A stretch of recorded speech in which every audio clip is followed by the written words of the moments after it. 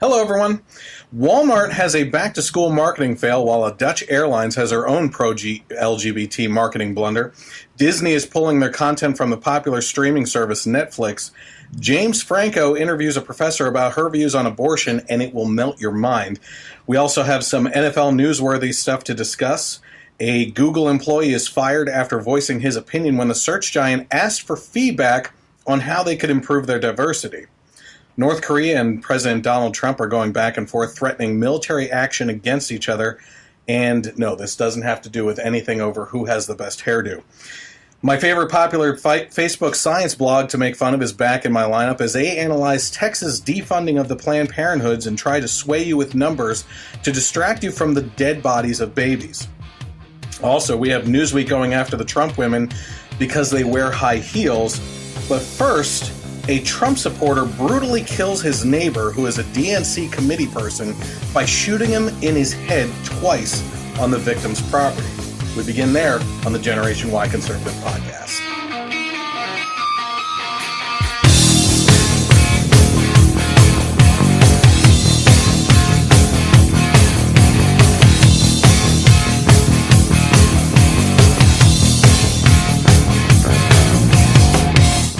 Hello, everyone. Welcome to the Generation Y Conservative Podcast. I'm glad you could join me tonight, where the truth matters more than agenda. I'm joined tonight by Ben, who has been with us before for the Nerd Podcast was one, and also we actually shot one at your own bar in your basement. A lot of fun. When I was in the process of moving and everything.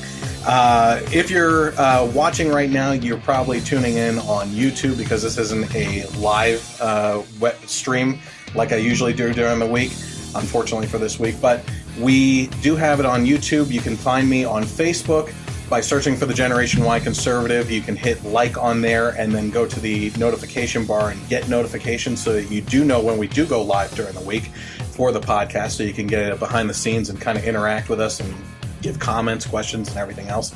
You can head over to my YouTube channel, which is listed at the bottom of the screen right now for you as well. And when you get there, hit subscribe and then hit the bell notification so that you can be notified when new video content is published. That includes both the podcast, segments of the podcast, and even the movie reviews that we've been doing as well. The latest being Spider-Man Homecoming, and I have a couple other really interesting reviews coming up that are already in the pipeline. So you can also find me on Twitter and interact with me there. It's also at the bottom of your screen right now. It's at Gen Y Conservative without the E on the end. So this month's spotlighted charity, as we feature one every month and go into details on it, is called Feed My Starving Children.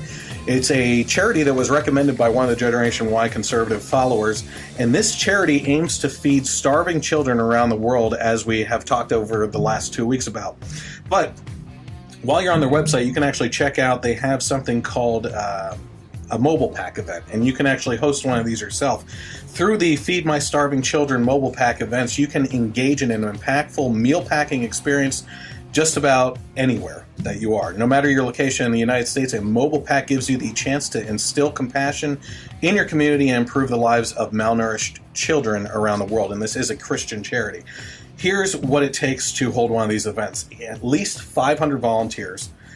You can view the volunteer age requirements, a minimum goal of packing 100 meals during the event, commitment to pay for all the meals packed, a working forklift, a loading dock with a dock plate, or a parking lot with a large level area for a 53-foot semi-truck to unload, a clear pathway with a 50-foot door width from truck drop-off area to the packaging room, a minimum of 2,300 square feet of space to pack and store food, sinks for washing dishes or a dishwasher, and the events must be scheduled at least 6 weeks prior to the event start date. Now, I know that this is a lot for individual people and everything, but if you happen to have team up with a church and find a local place that you can do this, or if you're a business that's interested in getting involved in these types of charity things, this is a great opportunity for you to basically use all that power behind you to feed starving children around the world and get behind a good cause. So we're going to dive more into this charity and other things that you can do throughout the month of August. But in the meantime, if you are interested in volunteering, donating to this cause, or having your own mobile pack event, please visit www.fmsc.org. Sounds good to go. Yeah. Welcome back. Hey, thanks for having me back. So, as I mentioned in the introduction, a Trump supporter has brutally murdered a local Democrat politician here in Pennsylvania. I can't believe it. So I encourage you, if you are a Democrat or a liberal that hates Trump, to share this story. Share this video segment right now, because people need to know the unhinged Trump supporters that are out there and what they're doing, and just they're going after people. They're attacking people left and right just based on political ideology, and it's massacres out there. You know, that's what's going on with the world. You know, these maniac Trump supporters. It's just unhinged. That's exactly what it is. Yeah. So we are kind of unhinged. Yeah. So before the break, I was talking about this Trump supporter who brutally murdered his DNC committee neighbor. So let's actually get the details on that. In West Goshen, do you know where that is? No. I feel like I'm thinking Westchester maybe or Okay. something. I don't know where it is exactly. But West Goshen, Pennsylvania man shot his DNC neighbor twice in the head and killed him late Monday night. Clayton Carter, a Trump fanatic, shot his neighbor twice in the head on his neighbor's property. Clayton Carter has pro-Trump signs sprinkled in his lawn and has a history of arguments with his neighbors. Now, the victim's name is G. Brooks Jennings, and he was murdered while his wife watched Clayton stand over her husband and shoot him in the head. So shortly before 8 p.m. on Monday, police responded to the 300 block of Box Elder Drive for a dispute between Carter and Jennings about cursing and video recording in the backyard, and police said that they were able to resolve that dispute. Then at approximately 1 a.m. on Tuesday, so this is late night, police say the neighbors got into another dispute. Carter told the police that Jennings shined a light into his eyes while he was outside, and Carter then allegedly pulled the car into his lawn, shining the high beams on the car on Jennings' property. Carter, who is the Trump fanatic in this one, allegedly retrieved a .38 semi-automatic handgun from his house and confronted the victim again outside. Officials say that Carter shot Jennings once in the head, knocking him to the ground, and then allegedly stood over Jennings' body and shot him once more in the head. The victim was on his own property, the police said. Sounds like an episode of Cops. Yeah, seriously. Actually, you know really what? Does. So I'm going to go off topic for a second here.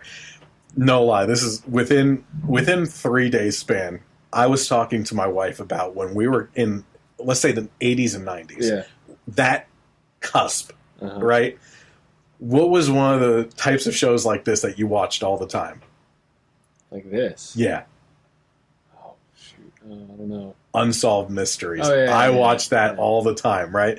So my wife was like, it came up in conversation somehow, and I said, I wish that was on like Netflix or something, like all the seasons, because I would watch it all again, right? And she's like, that show gave me nightmares, and especially his voice, the host's voice, like haunted her, right? So no lie, it was the next day or the day after it shows up on Hulu. Oh, really? So I'm like, grab the kids. She's like, don't you dare show those kids this. I saw an advertisement for Cops on I don't know if it was USA or something. Someone's advertising that they got new episodes again. I was like, yeah? Maybe I'll tune in. I mean, you got to love it. I mean, this does sound like, please come over, resolve the dispute, neighbors stay up till 1 o'clock. Nothing ever good happens past 1 exactly. o'clock. Unless you're paying for it. Yeah. No comment. And, it's a sad situation. It's like Lawnmower Steve. Did I ever show you those videos? No. I know my rights. Oh, yes, I've actually seen that one. That's good. So anyway, the victim was on his own property, the police said. Jennings' wife allegedly heard the first gunshot, then saw Carter stand over her husband as he fired the second shot. So, pretty bad situation. Very bad. Essentially what happened here is this guy, they had their dispute. The pro-Trump supporter guy, this fanatic, unhinged right-wing extremist, shoots the guy from his property, walks over, and then stands over this guy on the other guy's property and shoots him right in the head in front of the wife, right? Yeah. With all that being said, this story is actually completely backwards. And the details... Fake news, Chris? It's fake. Fake news? It's not exactly fake news. It's backwards news Backwards for you. news. And the reason is, the truth is that Carter is an anti-Trump leftist with a lawn full of hateful signs that blast the president, and who ended up shooting his GOP committeeman neighbor. Now, why did I do this? Well, number one, we spent since the election, watching news story after news story of faux Trump supporter attacks that turned out to be false. But what happened? The left and our friends that are on the left happened to share these stories immediately without any verified details or anything, and they jumped on it immediately, right? So if you happen to be on the right side of the equation right now and you share this video and tell your friends, because I'm going to label it at the top as the way I originally introduced the story as a segment, share it, hope that your friends on the left share it, and point out the fallacy of them not ever actually following through on the details. Yeah. So I just wanted to prove that a little bit. But with the twisted details at first, this can actually make the news a little faster, especially since the left likes to spread these faux Trump supporter attack stories before the details are even made clear. So let's see what happens with that. And I think I was just telling you before the break, you really have to be careful of what I call headline bias. And, a lot of people get a little bit of free time, maybe at work, to surf the web for a news headline or two. You look at the paper, you look at even the headline or the lead-in on a news channel, like Fox News, CNN, MSNBC, and the tagline is often it's created to basically tell you how to feel right out of the bat. And a lot of people are just going to say, "Oh, that happened." They read the headline and, "Oh, that's need facts. To open the story. That's true. That happened." And then they go tell their friend, and they go tell their friend, and all of a sudden you have a headline which isn't true. It's just been spread to 10 people, and now you have a bias created, and that's really how they're doing it. And even within those stories, they bring objectivity generally some point, but the damage is already done, right? So that's all they care about. Out fast, and that's it. Do you mind moving in there a little bit? Oh, sure. I just want to make sure that you're in on the front.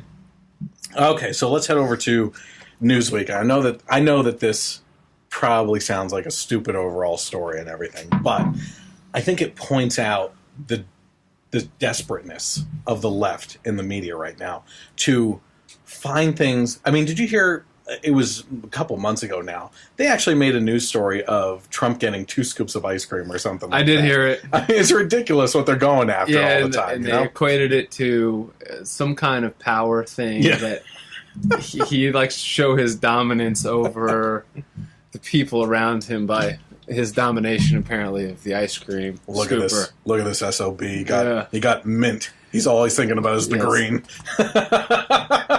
When in fact everyone there can ask for more, right? He just likes 2. So anyway, this sounds like us, right? We would go for 2 scoops. I'm pretty sure maybe 3. That's I'm a fat guy. I mean, come on, that's an appetizer for me. Just get warm up. So this writer for Newsweek, her name is Nina Burley. She published an article entitled Melania, Ivanka, and Ivana Trump Wear High Heels, a symbol of everything that is beautiful and horrifying about them. I saw a headline about Trump wearing heels today. Donald.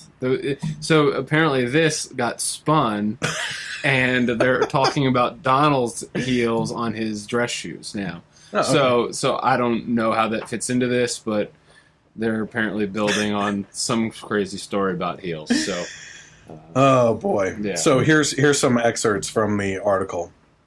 So sure are they of their footing that the Trump women rare political mountain goats, never even look down for obstacles that might break up their gait or send them sprawling. Toes pointed like ballerinas in them, they stroll from the tarmac to the Wailing Wall, across the spongy White House lawn to Marine One, click around the halls of Congress, and ascend rickety risers at Make America Great Again rallies in Youngstown. So, right off the bat, equates them to goats. Right?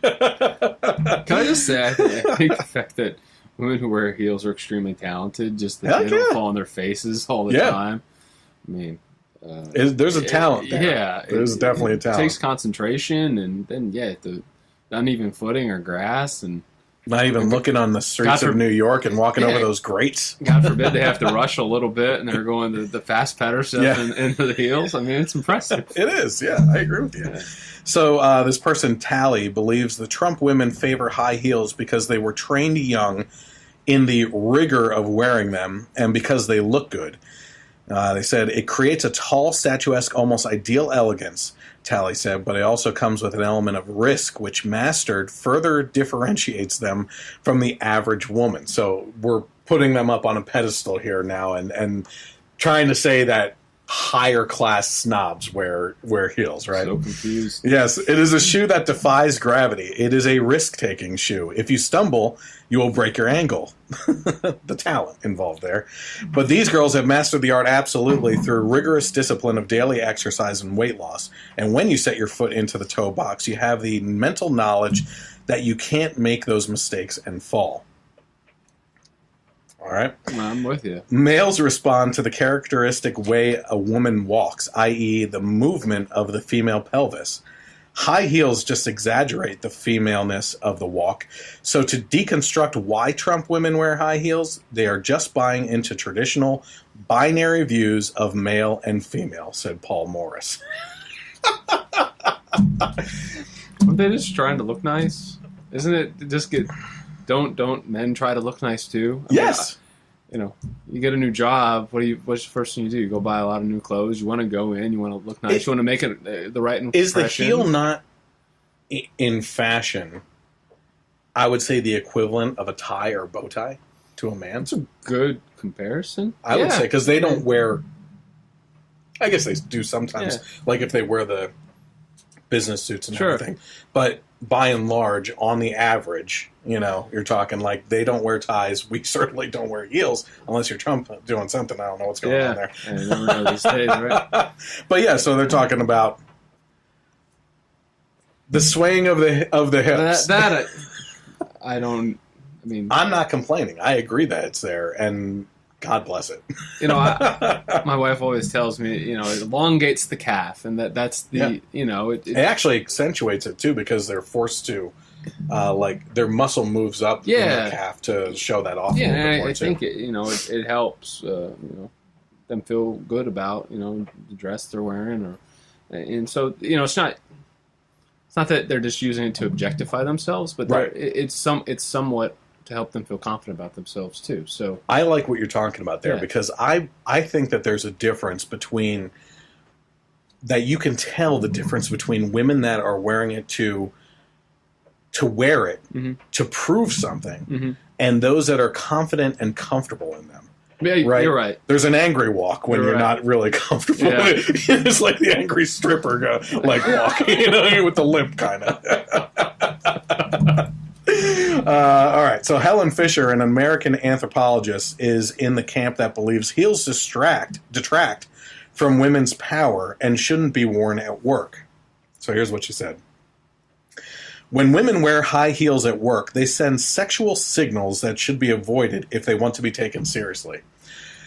Now, I don't know, maybe it was within the last decade or so, but I thought it was like sexist males who said that if you dress a certain way, you're asking for attention. Yeah. And they were like, no, women should be able to wear anything and feel empowered. And here she is saying that if you dress like that in high heels, just the high heels, you're sending sexual signals here. Is she from Saudi Arabia? What's going on here?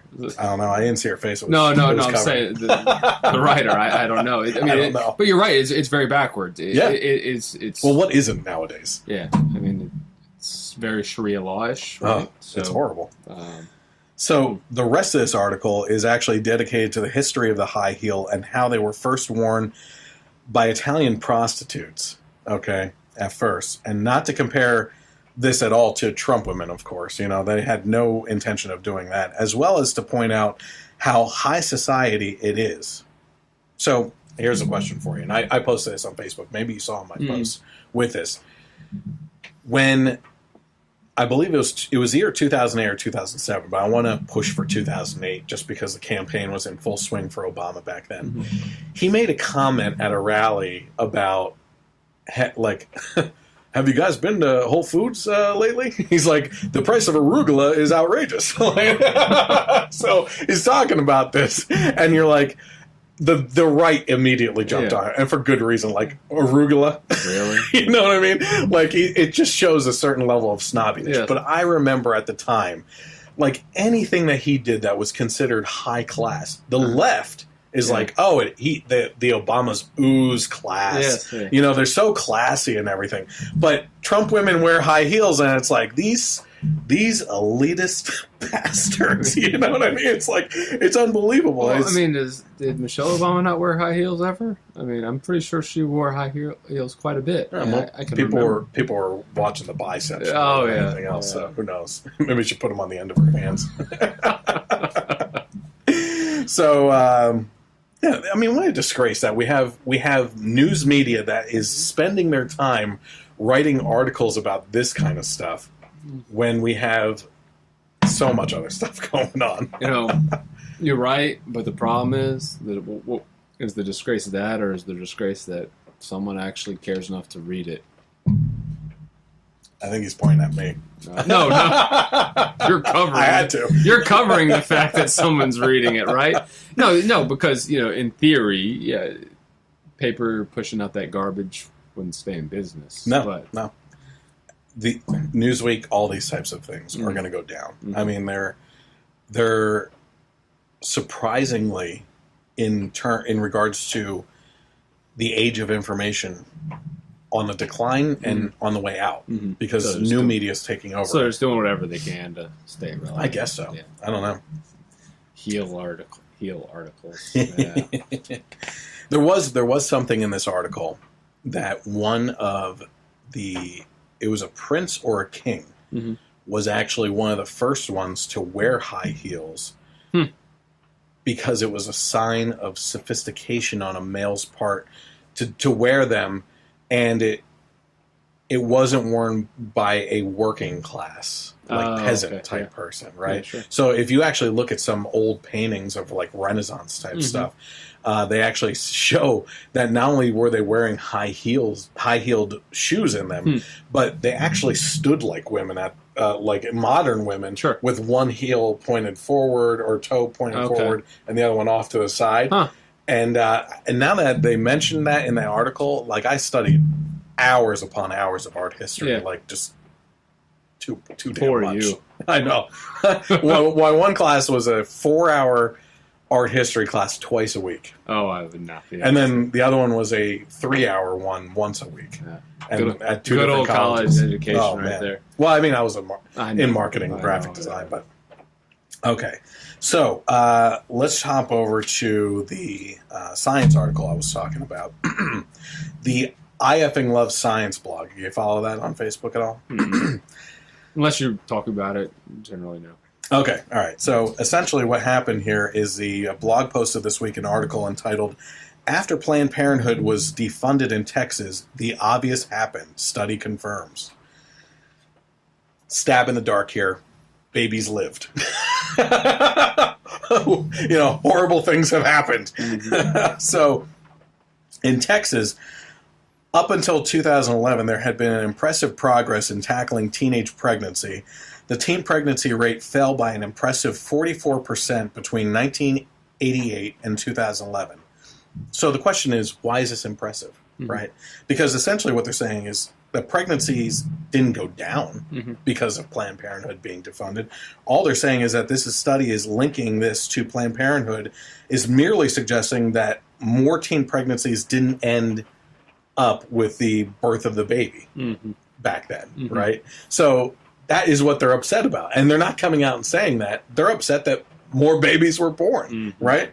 So, unfortunately, a new study has now, this is what they're saying, unfortunately, a new study has now suggested that due to the Texas family planning budget being slashed by 67% since 2011, as a direct result, there has been a big spike in teenage pregnancies that have resulted in teen births since then. In the 4 years following 2011, teen birth rates increased by 34%, reversing the excellent progress that had been made pre-cuts. Now, this study was actually done by Annalisa Packham of Miami University, and it reveals that the cuts have resulted in over 80 clinic closures. And as a result, Packham claims around 2,200 teens have given birth that wouldn't have if the cuts hadn't taken place. 2,200 births. So, since 2011, I don't think that's that much, really. You know, For Texas, yeah, it seems tiny. Yeah, exactly. I mean, you're talking. Texas is one of the bigger populations. Oh, absolutely. Yeah, I mean, it has 3 major metropolitan areas. Yeah. I think it's second only to California. Yeah, it's up there. Yeah, I think you're right. Before 2011, when Texas teen birth rate was at a record low, its budget for the family planning was $111 million for 2 years running. This shrunk to $37.9 million for the next 2 years, and these cuts appear to have had a detrimental impact, the study claims, with a marked increase in teen birth rates of 3.4% by 2015. Very interesting use of statistics there. Yes, and it's all the word use of detrimental and unfortunately on life. Yes. Exactly. Very strange. So the state also has the most cases of repeat teen pregnancies, according to the Center for Disease Control. On top of the problems caused by the closure of Planned Parenthood clinics, it probably doesn't help matters that 58% of school districts in the state offer abstinence-only education, and incredibly, 25% of the districts offer no sex education whatsoever.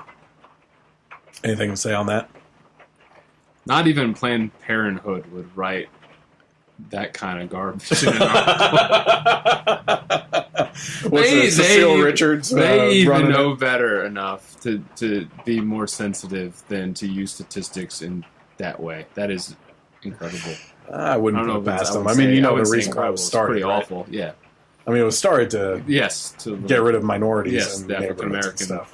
Population. Yeah. So very troublesome there too. So, what are your thoughts on? Let's say these statistics in this one are right. Mm. Let's say 58% of school districts offer abstinence-only education. What are your thoughts on that? It's the only type that works, and I'll just say this because guys find a way to not to take precautionary measures. So yeah, I don't know. Shame us, men. So yeah, it's the only worthwhile method. So abstinence only. Yeah, you're absolutely right. Yeah, I've always taken issue with this because do I believe that you should? I believe that you should, as a school district, push that ideology, right, or practice. But I also believe that you should cover the other stuff. Sure. Which is. Here's what can happen, and here's what does happen. What our major problem in our country right now is that they've moved abortion into the birth control method. Department of what to do, and just it's almost like a toss away. It's almost, I mean, not to be graphic or anything, but you do what you do with a condom and you kind of throw it in the trash, and it's almost viewed like that, like it's not really a baby, you throw it away and just get rid of it and everything, and that has set out this mentality that has really detrimental effects on our society. Yeah. I would imagine they're upset, especially if they're not teaching access to what's the next morning pills and stuff like that. Morning after. Because I know that not necessarily in high school, but a lot of women, as they get into college and early 20s, rely on that a good bit. So, you ever see High School High? No. Why would I watch back such in the day? When it was just you were talking about the distribution or handing out of contraceptives and stuff, and I remember, I'm a movie crazy person, but I just remember them in the high school, and they're handing out pamphlets of information on sex, and right in the middle of the condom, stapling them to the packets and handing them out. My gosh! So here's another reason why abstinence is the best. Yeah, just pushed it that way.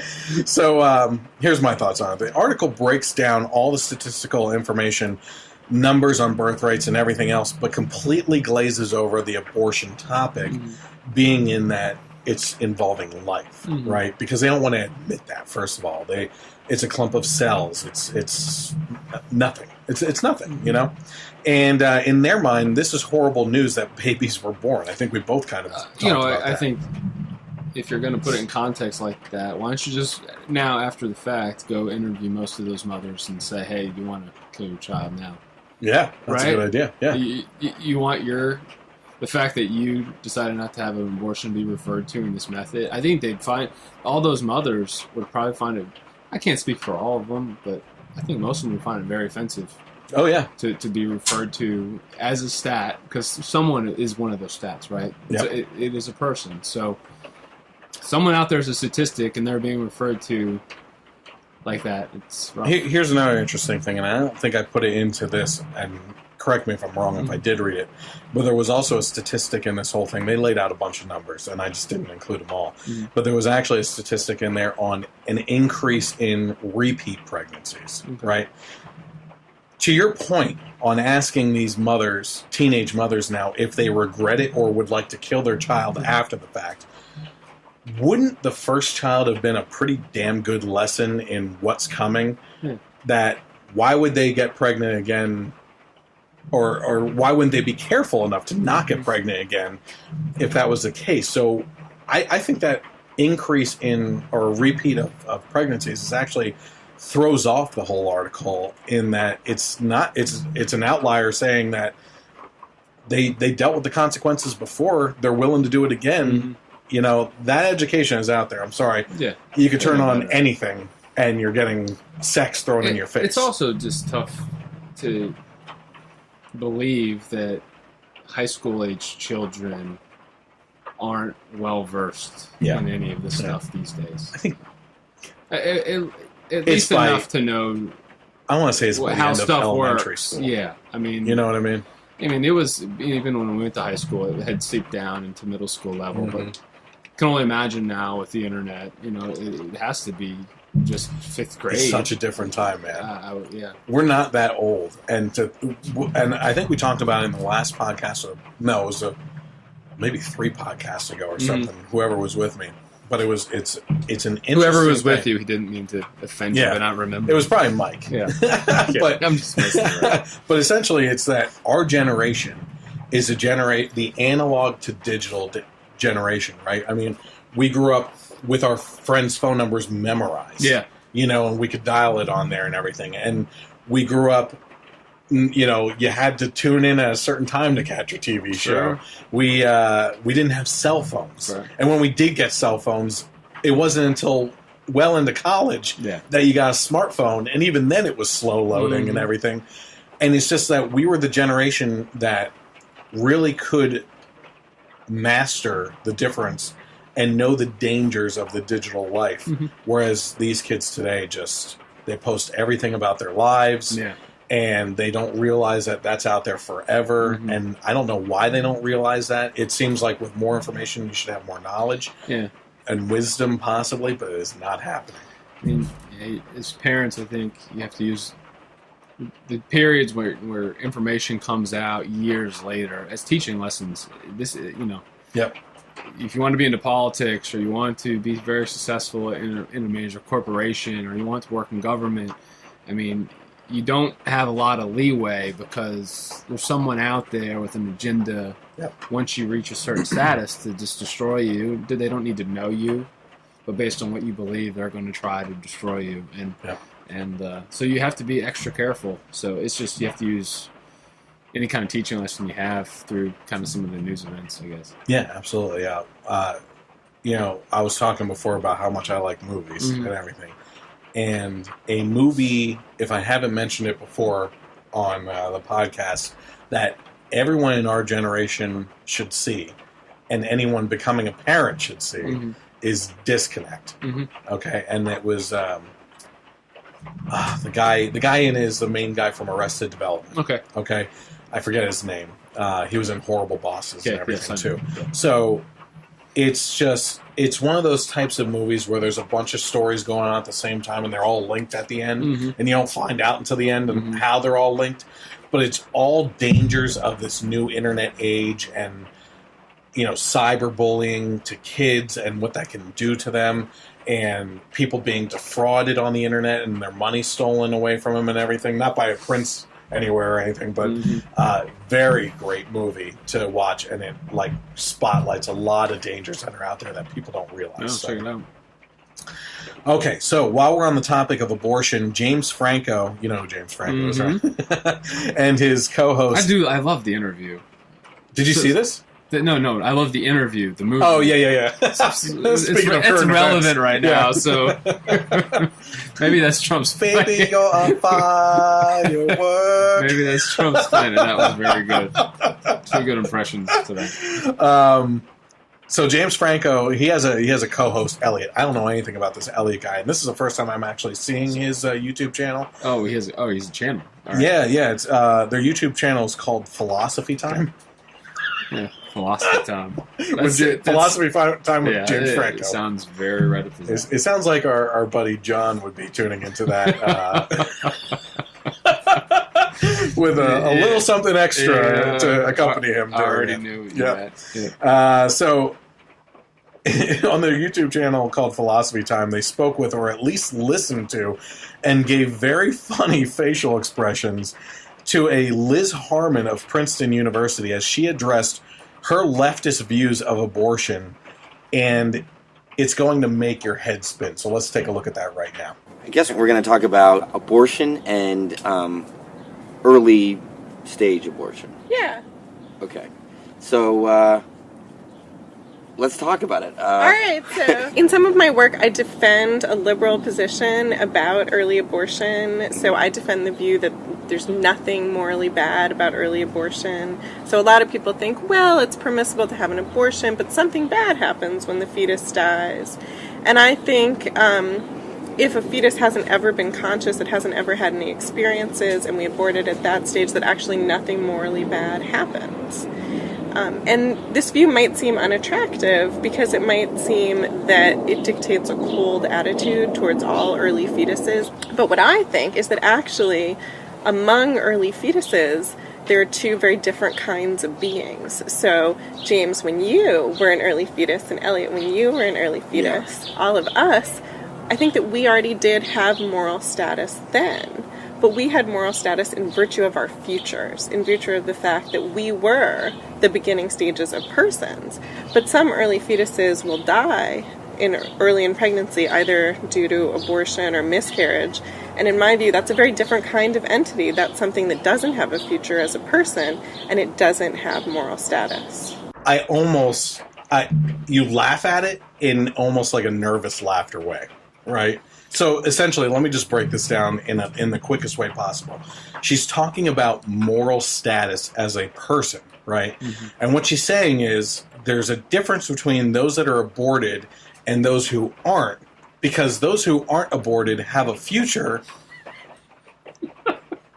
and therefore have a moral status in life. But the reason why people don't have a moral status in her mind for fetuses is that are aborted is because they have no future. So she's splitting these 2 people up based on the act of abortion itself, on who has and who has not a moral status. All right, so at least I know I heard it right. Yes.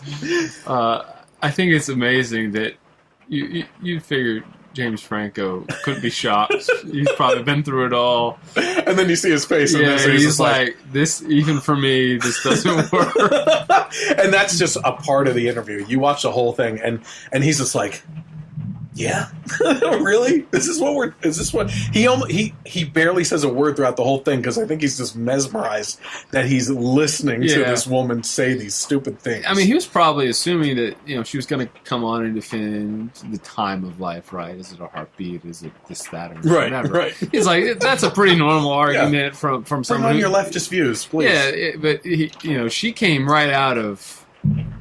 I don't even know how to describe what she said. Is it not one of the most amazing things you've ever seen? Because I've heard, of all people, the one who, and I've argued abortion many a times from all different angles, especially with my family history and things I've encountered that have shaped and molded my view on abortion.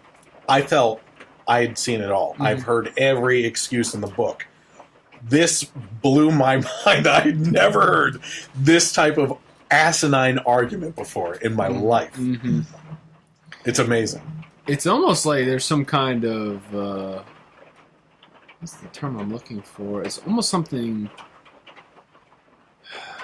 like some kind of what they call manifesto, some kind of destiny that it's not it's moral to abort because those babies didn't have a destiny, and Right. it Okay. was Yeah. I see what fine. you're saying. Yeah. You weren't. It would have been bad to abort you because you had a destiny. I Yeah. mean, it is bizarre. Yeah. It's really bizarre. It's up. Yeah, Is all there when I is was to it. watching it, I had to bite my tongue. I was like, "This This is really yeah." effed up. But the funny thing is, and going back, and if you're listening to the Generation Y Conservative podcast right now, I actually forgot to mention this. I can't believe I forgot it. But the podcast is re-aired on Sundays between 3 and 6 p.m. on KLRN Internet Radio, and they have also put me on the iTunes. So if you happen to be listening to the audio podcast and you haven't seen this video, please watch this video and see the facial expressions of James Franco and this other guy who looks like a liberal elite to me, like a Starbucks drinking, scarf wearing, beanie, MacBook type person. You know what I mean? But when you're watching Franco's face, I mean, it is straight out of like one of his Seth Rogen movies with him, like them just smoked out of their mind trying to make sense of something nonsense that they're listening to. It's probably like, You know? I need to go smoke some more. This philosophy crap is deep. He was probably like, screw the weed. We need something stronger. Oh my gosh! Bring the shrooms. Anything else you have to say about this? I mean, this woman. So here's another thing about her, and I should have wrote down the exact details. She is a professor at Princeton that teaches a class on ethics and morality. That makes honestly now it makes a lot more sense to me. No, it really does. Okay. Only someone who has formulated that. No, only through. someone that thinks extremely highly of themselves could come out with that crap. Oh yeah, and say it with a straight face. Yeah, or go on a celebrity show and say it to everyone. What, I mean, it's insane. It is. But the only people that would do that are generally professors that think they are blessed and have some next level mental capacity that apparently we don't have. And I wish the full video is 5 minutes long, and I encourage everyone to go watch it because, again, James Franco says literally next to nothing throughout this whole time because he's just in shock by what she's saying. And the best part is she can tell that they're shocked, and she just keeps like smiling and you probably don't. She's understand like, this worked on my class a bunch of times. Yeah, well, they eat it up. Right. All right, kids came out of there. They're like, we need to go smoke some Here's a weed. topic. Here's a topic I know that you can get behind. Okay? All right, or not necessarily get behind in that it's good, but that we have stuff to talk about. All right. Okay. So let's talk about some entertainment news. So the big story this week is that Disney is pulling their content from the popular streaming giant Netflix. I almost commented on this. So good. Okay. All right, good. So according to Screen Rant, one of the places I got the article from, Disney has announced plans to pull its films from Netflix and launch its own streaming service in 2019, as well as a separate ESPN streaming platform due in 2018 as well. Disney is ready to get in on the streaming action themselves, per reports from CNBC and The Wrap. The company is preparing to launch 2 separate streaming services, and Disney is preparing to remove all of its movies from Netflix and reposition them on a Disney streaming platform that they are aiming to have ready by 2019. Now, one of the things that's interesting about this is that they just, within the last year, struck this deal with Netflix to get Civil War and all that stuff immediately on there as soon as it came out on video. What's the newest Disney movie that was on there? Beauty and the Beast? Is that on there already? Probably is. You're probably right. I think it is on there. But yeah, I mean, these things, they hit right away. So I find it a little fascinating, and we'll get deeper into whether this was a good business decision or not after I get into all the details. But I find it fascinating that this deal was just recently struck and that they're already considering their own streaming service and everything. Let's see. Disney is also working on a standalone streaming service for ESPN, and that service would potentially offer live streaming of games from the NBA, MLB, college sports, and tennis, as well as bonus sports-related content. Disney CEO Bob Iger, I think it is, released a statement that laid out Disney's vision for its streaming future. This is yet another blow to Netflix, which has begun shedding much of its film and television catalog to big competitors like Amazon Prime and Hulu, as well as more niche upstarts like BritBox and CBS All Access. Netflix has attempted to offset this decline in their catalog by producing more original content. So, what are your thoughts on, first of all, is this a good business decision? I was really interested in the topic because it was really curious and made me think a little bit, about maybe the next 5 years of media. So I thought that was really fascinating. I know what your initial take was, that you thought it might be a bad move for Disney. I think I'm on the other side, though.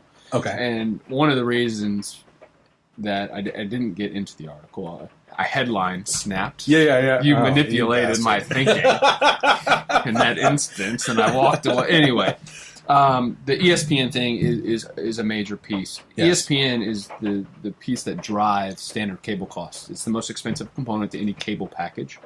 It's also because sports are a live entertainment, generally people don't want to watch them in delay. It carries that premium value. They have Monday Night Football. They got all the, Sports Center is just generally, for people that don't want to do the news, it's the next go-to, right? Yeah. So for just having on. But even you would admit, being that it is this type of podcast, I just want to offshoot in a different direction real quick. Very left-leaning on ESPN. It's gotten worse. It's gotten worse since Disney became a more prominent name in the ESPN ownership. Yeah. I don't think it was immediate, but and someone on ESPN became a pretty big victim and example. Yeah. Who was that? Do you remember? Say Steele, but she was then picked up, or they ended up putting her on a different show. There's been a couple situations. I don't think they go overboard on the politics side. I'd say more on the radio side, people are allowed to have a little bit more free opinions. Mm-hmm. Commentators, a lot of the personalities are allowed to say a little bit more on social media. Generally on the content, it's not that bad. But, issues do seep in. Yep. I'd probably start to say it was the domestic violence issue in the NFL really became a source of, I don't want to say the outrage culture, because there was a lot to be outraged by. Yeah. But it was one of those things that just, it was the beginning of some sports issues becoming bigger than life, Yes. It's like domestic violence in our country is a horrible, horrible thing. And it's something that goes on your street and and you probably know someone who is guilty of this and you don't even realize it. And it's... Trying to tell me something? No. But, but we don't care to kind of go explore that avenue. You're trying to say they are pushing this like it's a lifestyle of these players. Yes. And like people are trying to make it out like they're the only people that are guilty of this stuff. And when they saw how much that issue, I thought, got them coverage, that they're very keen to jump on these borderline social/sports issues, and they'll play them to death. Yep. And we could get into the Zeke Elliott thing that just came out. Well, we'll do that when we get to that. But it does tie into that. And because, that came out at 12 o'clock today. I got a text message from my buddy at 12:15. I don't even know about it, so I'm going to leave that topic to you. And, then it dominates coverage. And, it's an awful thing, regardless of the facts, if it happened or didn't. But, that's going to be their news coverage, and it's a Dallas Cowboy issue on top. And so it's going to make their money for 2 weeks. Yeah. Okay, so I'm going to reel you back in here. Why do you believe that this is a good business decision? All right, so on the part of Disney? All right, so, live sports, college football, NBA is back into the center spotlight as far as just the superstar factor, the Warriors, Cavs, some really big names driving the sport again. Monday Night Football, like I mentioned earlier. So I think that's what is always going to keep people coming back. And that's a piece that I think a lot of people, if they had a choice, if there's a lot of families that could go without cable, but they keep cable because they need their live sports. and they have their Yeah. other services. The only reason I keep my cable is unfortunately because DirecTV has the monopoly on NFL Sunday Ticket. Yeah. And without that, I would be off cable and I would be on services. But, because of one stinking thing in the NFL, which I love and I like to watch my Cowboys, and they're not on, just because I want to watch them every week, no matter what, I pay that premium and I pay it year round. And it's a lot of money. And it's kind of stupid, but, you love your team, right? So, so that's just one example of it on the football side, but I think it goes hand in hand with just ESPN. So if ESPN is going to be in that, or they're going to run that as a standalone thing, I think that's good. I think Disney movies in general have their own kind of just special. Allure. Yeah, that's a great word. Yeah. Special place in people's hearts, right? And as you have young kids, you want them to watch all the classics. And there was a time before Amazon where they were kind of really controlling that limited release of movies. Yes, exactly. Yes, special edition DVDs. And I think this will also then allow them to go back to a model that's a lot more distribution based too, and they can do these kind of bring back movies for a period of time on this new network. That's where I'm going to disagree with you. If they're going to be successful in a streaming service, I believe that they need to make that entire catalog available on that streaming service. I don't think they have to. I think they do, because it's huge. Here's the thing. People, so you're paying a premium for your TV subscription, your cable and everything. But I did unplug, okay? I know that. And I'm on Hulu, Netflix, and HBO Go. But you have to think about it in this term. So when you talk Disney, you're not just talking Disney, you're talking ABC, all their properties, you're talking 3 ESPN channels, probably a couple of other properties we're not even familiar with on top of the Disney Channel, but they have 3 Disney Channel TV channels that would probably come with it. All that content, a lot of kids' content. But they canceled Last Man Standing, so screw them. I know. That show's got to come back. Netflix has to strike a deal on that. So, I think Disney's running. This is kind of nerdy. Disney's running a whole new lineup from like 9 to 1 geared toward gamer culture with the IGN show, which you haven't seen. They're running Evo tournaments, which is the big fighting tournament. What do you mean the IGN show? They have an IGN show. Like in coordination with IGN, or do they own IGN now? No. So IGN makes a daily show that covers games. So they have all this. They cover the Evo tournament. They cover, which is the big gaming or fighting game tournament in Vegas that goes over Street Fighter, Marvel vs. Capcom. I was getting to watch a live tournament. Me and my wife kind of likes to watch Street Fighter too. She's like, "Oh, I remember Street Fighter." Chun-Li, I am. He's a lucky guy. And she's like, "Oh, let's watch a good woman. Let's watch some Chun-Li." And she's like, "Fine." We pick someone to root for, and then we root for them, and we watch the whole thing. It's great. So they have a lot of cool new properties. Yes, the Honda, you know it. They have some cool new properties. I just think that they have a lot to potentially go with there, and I like all the new content on the Netflix side. You get a lot of. They're doing a good job with their content.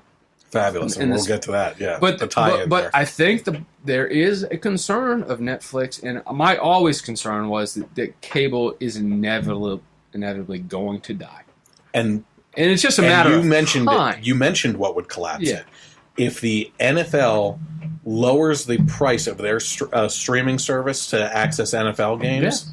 If they just come down below $100, I think, to offer all NFL access, they could go direct. Cable's done. It's done. They could partner with a software company. They could partner with Netflix. They could go direct access. And you could, my guess would be Amazon, because Amazon, I subscribe to HBO through Amazon and Showtime through Amazon. I guess I have that because we're a Prime member. Yeah. I just never use it. So I do it only because when I order through DirecTV, when I want to cancel, I have to call. I can't do it digitally. I can't go online and cancel. When I cancel HBO, because I do seasonal rotations with HBO. Game of Thrones. And so we watch Homeland and she likes a couple of other shows. And then I go when Game of Thrones comes on, I'll watch that and a couple other shows to catch back up, and because I don't need it all year round. But I hate to call and get a sales pitch to cancel something, so I don't need to do that with Amazon. Amazon's got the best streaming capability. The speed's always good, so I can watch at the gym. You know, I'm really happy with that. So I think that whole, I think Amazon has the potential. They have the infrastructure, in my opinion, based on this whole channel segmentation that you can just instantly subscribe to things. Netflix might be coming that route, but I think Amazon has the edge. I don't want to spoil Game of Thrones at all, and I won't. Yeah. But didn't they miss an opportunity to be sponsored by Tums last weekend? So here's the thing. Yeah. My biggest concern. Well, okay, I let you go with your whole spiel there, and I'm not even asking for an apology on that, because you have your points that you want to make on why you think this is a good business decision.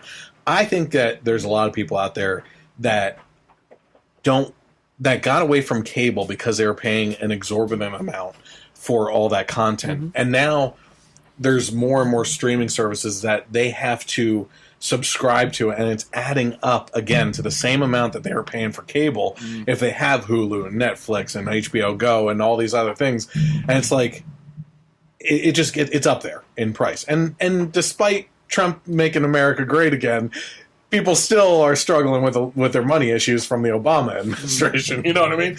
But here was my biggest concern. I posted it, and it didn't hit me until after I posted it. I was like, oh man, what's going to happen with Daredevil, Jessica Jones, Luke Cage, Iron Fist, The Punisher coming out, and I think next week The Defender starts up, right? Know. And no, they don't. So Netflix owns partial. Netflix is the producer of those shows, so it'll still be in collaboration. So I'm really happy. So it'll be like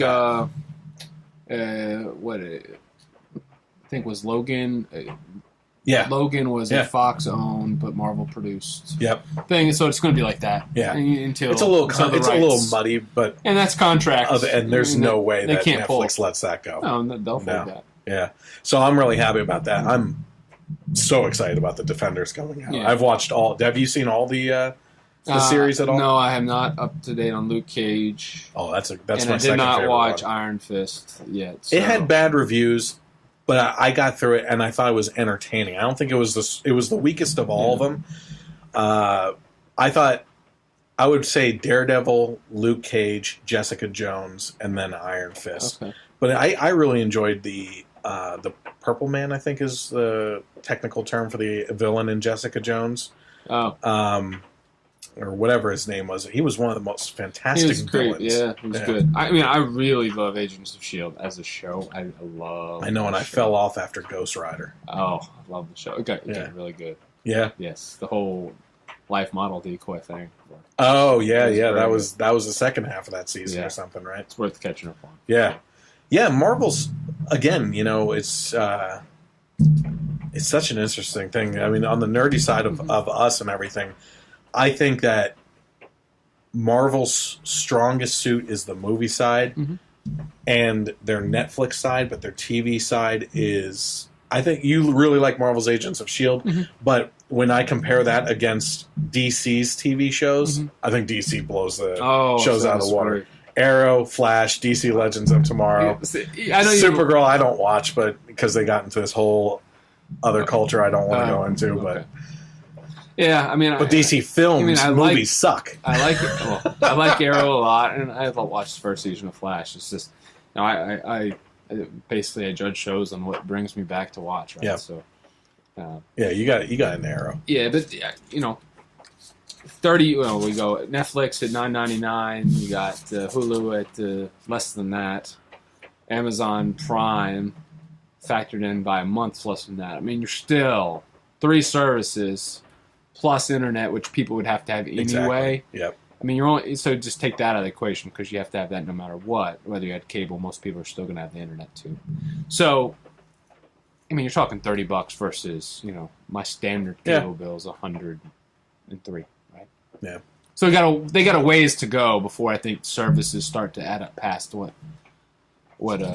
cable costs, and particularly like a DirecTV, which can be very, very pricey. August 26th. Oh, McGregor? Yeah. Yeah. I'm looking forward to it. Yeah. I got to find somewhere to watch it, but you know where it's going to be, man. Come on over.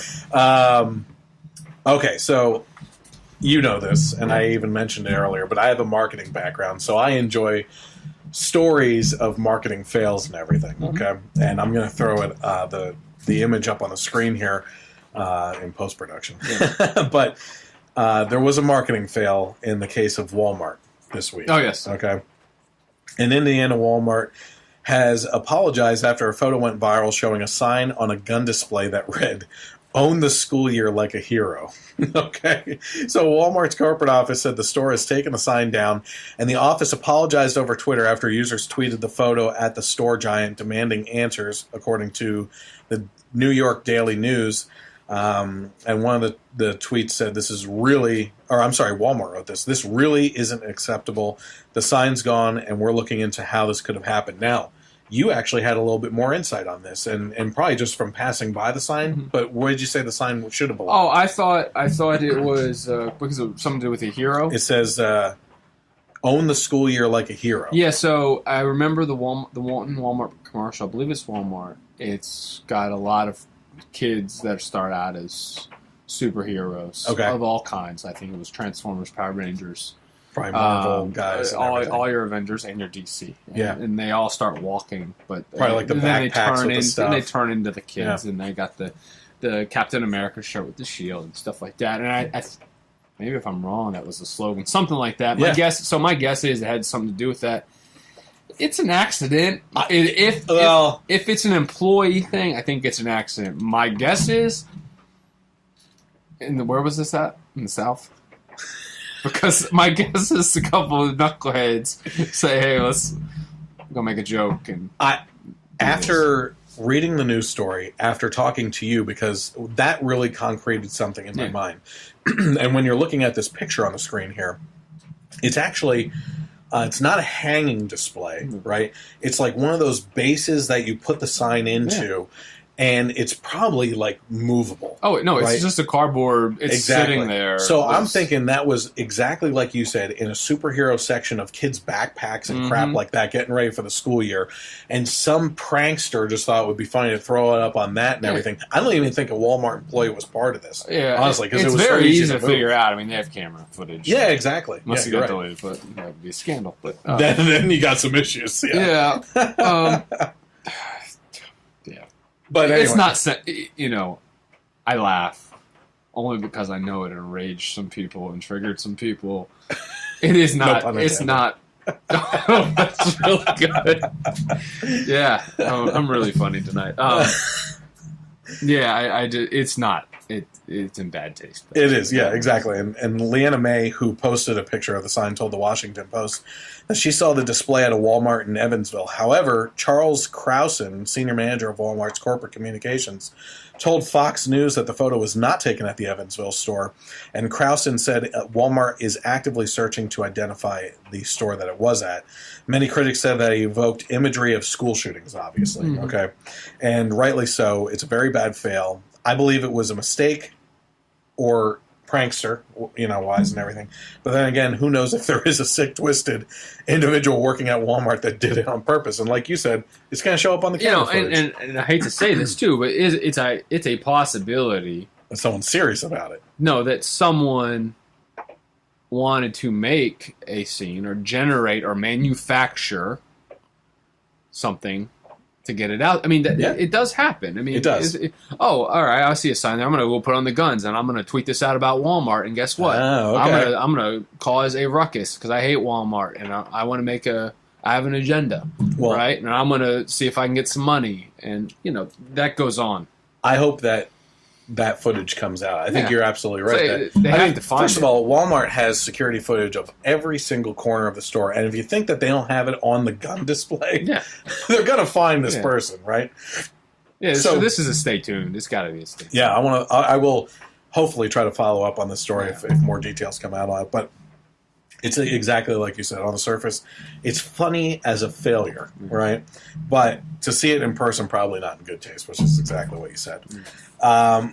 So But here's the thing: if it was a Google store, that employee would be fired. And Walmart, they're not going to fire the poor staff that did this on accident. But.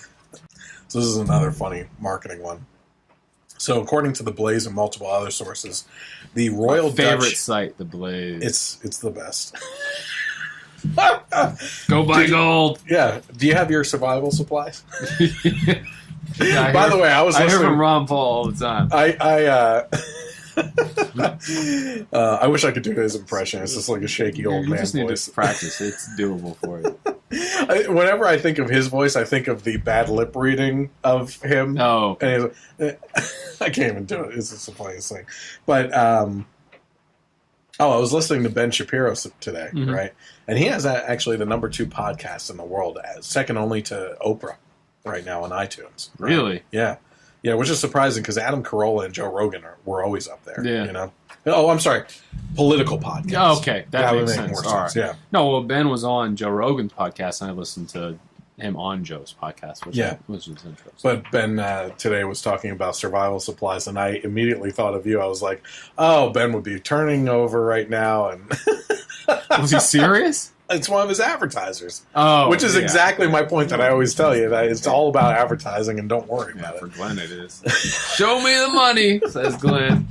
Yeah, he has his own network. That's how you pay for it. It's not NPR and not government funded, for crying out loud. Whatever you want.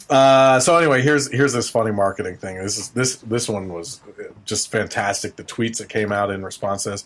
So the Royal Dutch Airlines official Twitter account attempted to show their support for the gay movement, but people noticed something rather ironic about their imagery. So I'm going to throw that tweet up on the screen here. The tweet reads, "It doesn't matter who you click with. Happy Pride Amsterdam," and shows 3 rainbow-colored seatbelt combinations, including 2 female ends, 2 male ends, and your typical boring male and female ends that ironically will save your life. So Ben Shapiro, of all people, actually tweeted, if you use the top 2 seatbelts and the plane has turbulence, you could die. Then we have Sean Davis, who tweeted, "Someone might want to explain to this airline that 2 of these 3 pairs of seatbelts will never actually click." As they mentioned, it doesn't matter who you click with. Jim Treacher tweeted, one of the best ones, "Only one of these seatbelts will perform the intended function. I realize that noticing this means I'm bigoted against the LGBT community." And likewise, this is my favorite.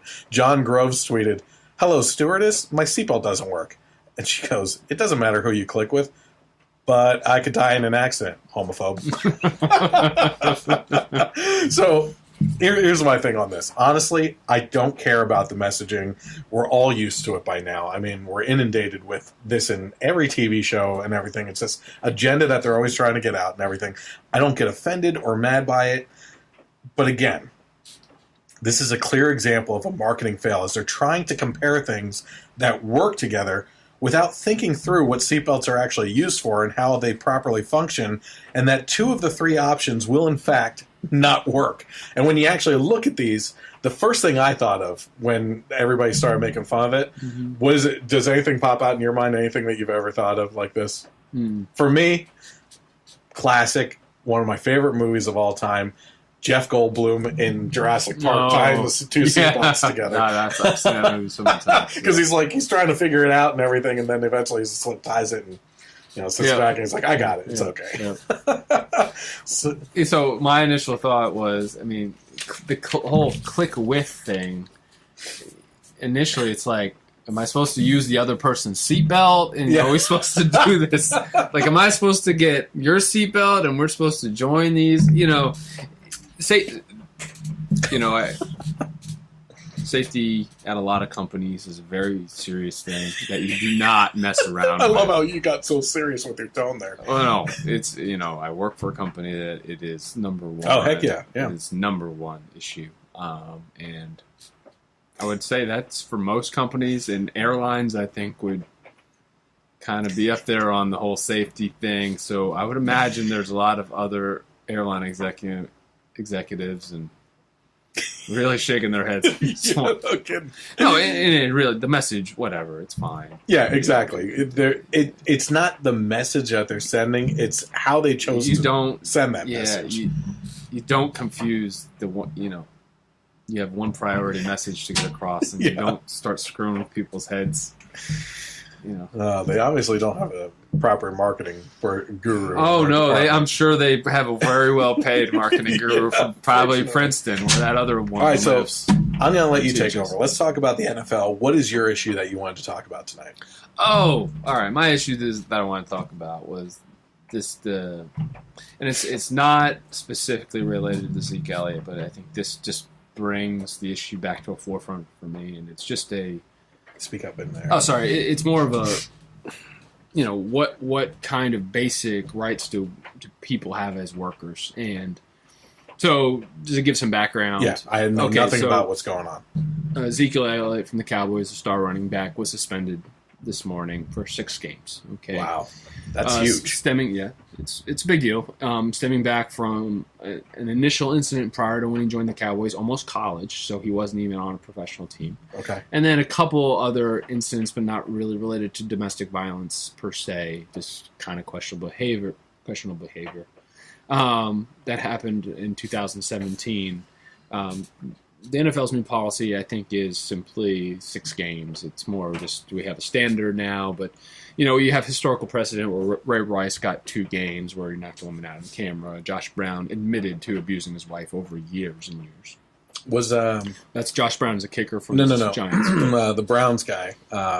It's Johnny Manziel or Johnny Manziel. Didn't he do something recently? There was some thought that he was in dispute with, I think, his girlfriend at the time, but that was never. Oh, okay, all right. Really came to but light. What you're trying to say, Ezekiel. Right? So Elliot. Mm-hmm. So you're saying that the incidents that he's being punished for now are incidents that were way in the past. They're prior to his professional career.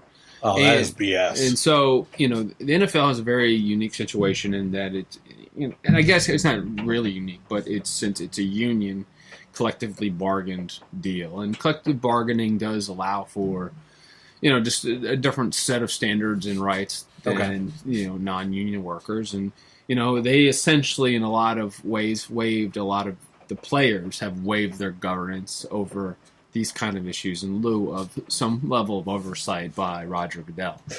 And, I think what started as a really, I want to say honorable, noble thing, I don't know what word I want to use, but I think something with good intention where the NFL wanted to start proactively policing. They thought that, they needed to do this in order to make their fans happy, let them know they were trying to. Well, they were getting bad PR because of these stories culture. coming out. Yeah.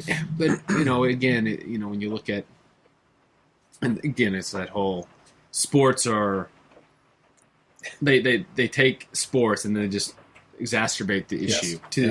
So people, and I get people care about their sports, but again, it's not like these issues aren't rampant everywhere. Yes. But we just want to focus on what happens in the NFL.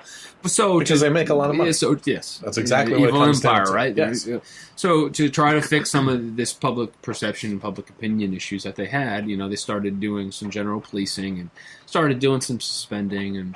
They weren't for a while able to really, in what they've been criticized on, lack of consistency, lack of having real formal policies around some of this stuff. And, I think over time they simply went to this kind of one standard kind of thing. My issue, and, I'm not going to even comment on whether Ezekiel Elliott's guilty or innocent, because, I don't know. I hope he is. I hope he didn't do anything that really hurt a woman. But you hope he's innocent. Innocent. I hope he didn't do anything. Yeah. As you claimed. And, but here's what I can tell you. I think in Ohio, where the incidents were reportedly or initially, supposedly happened is the word I want to use. They said there was no evidence. They couldn't move forward. He was basically. They just moved on. Yeah.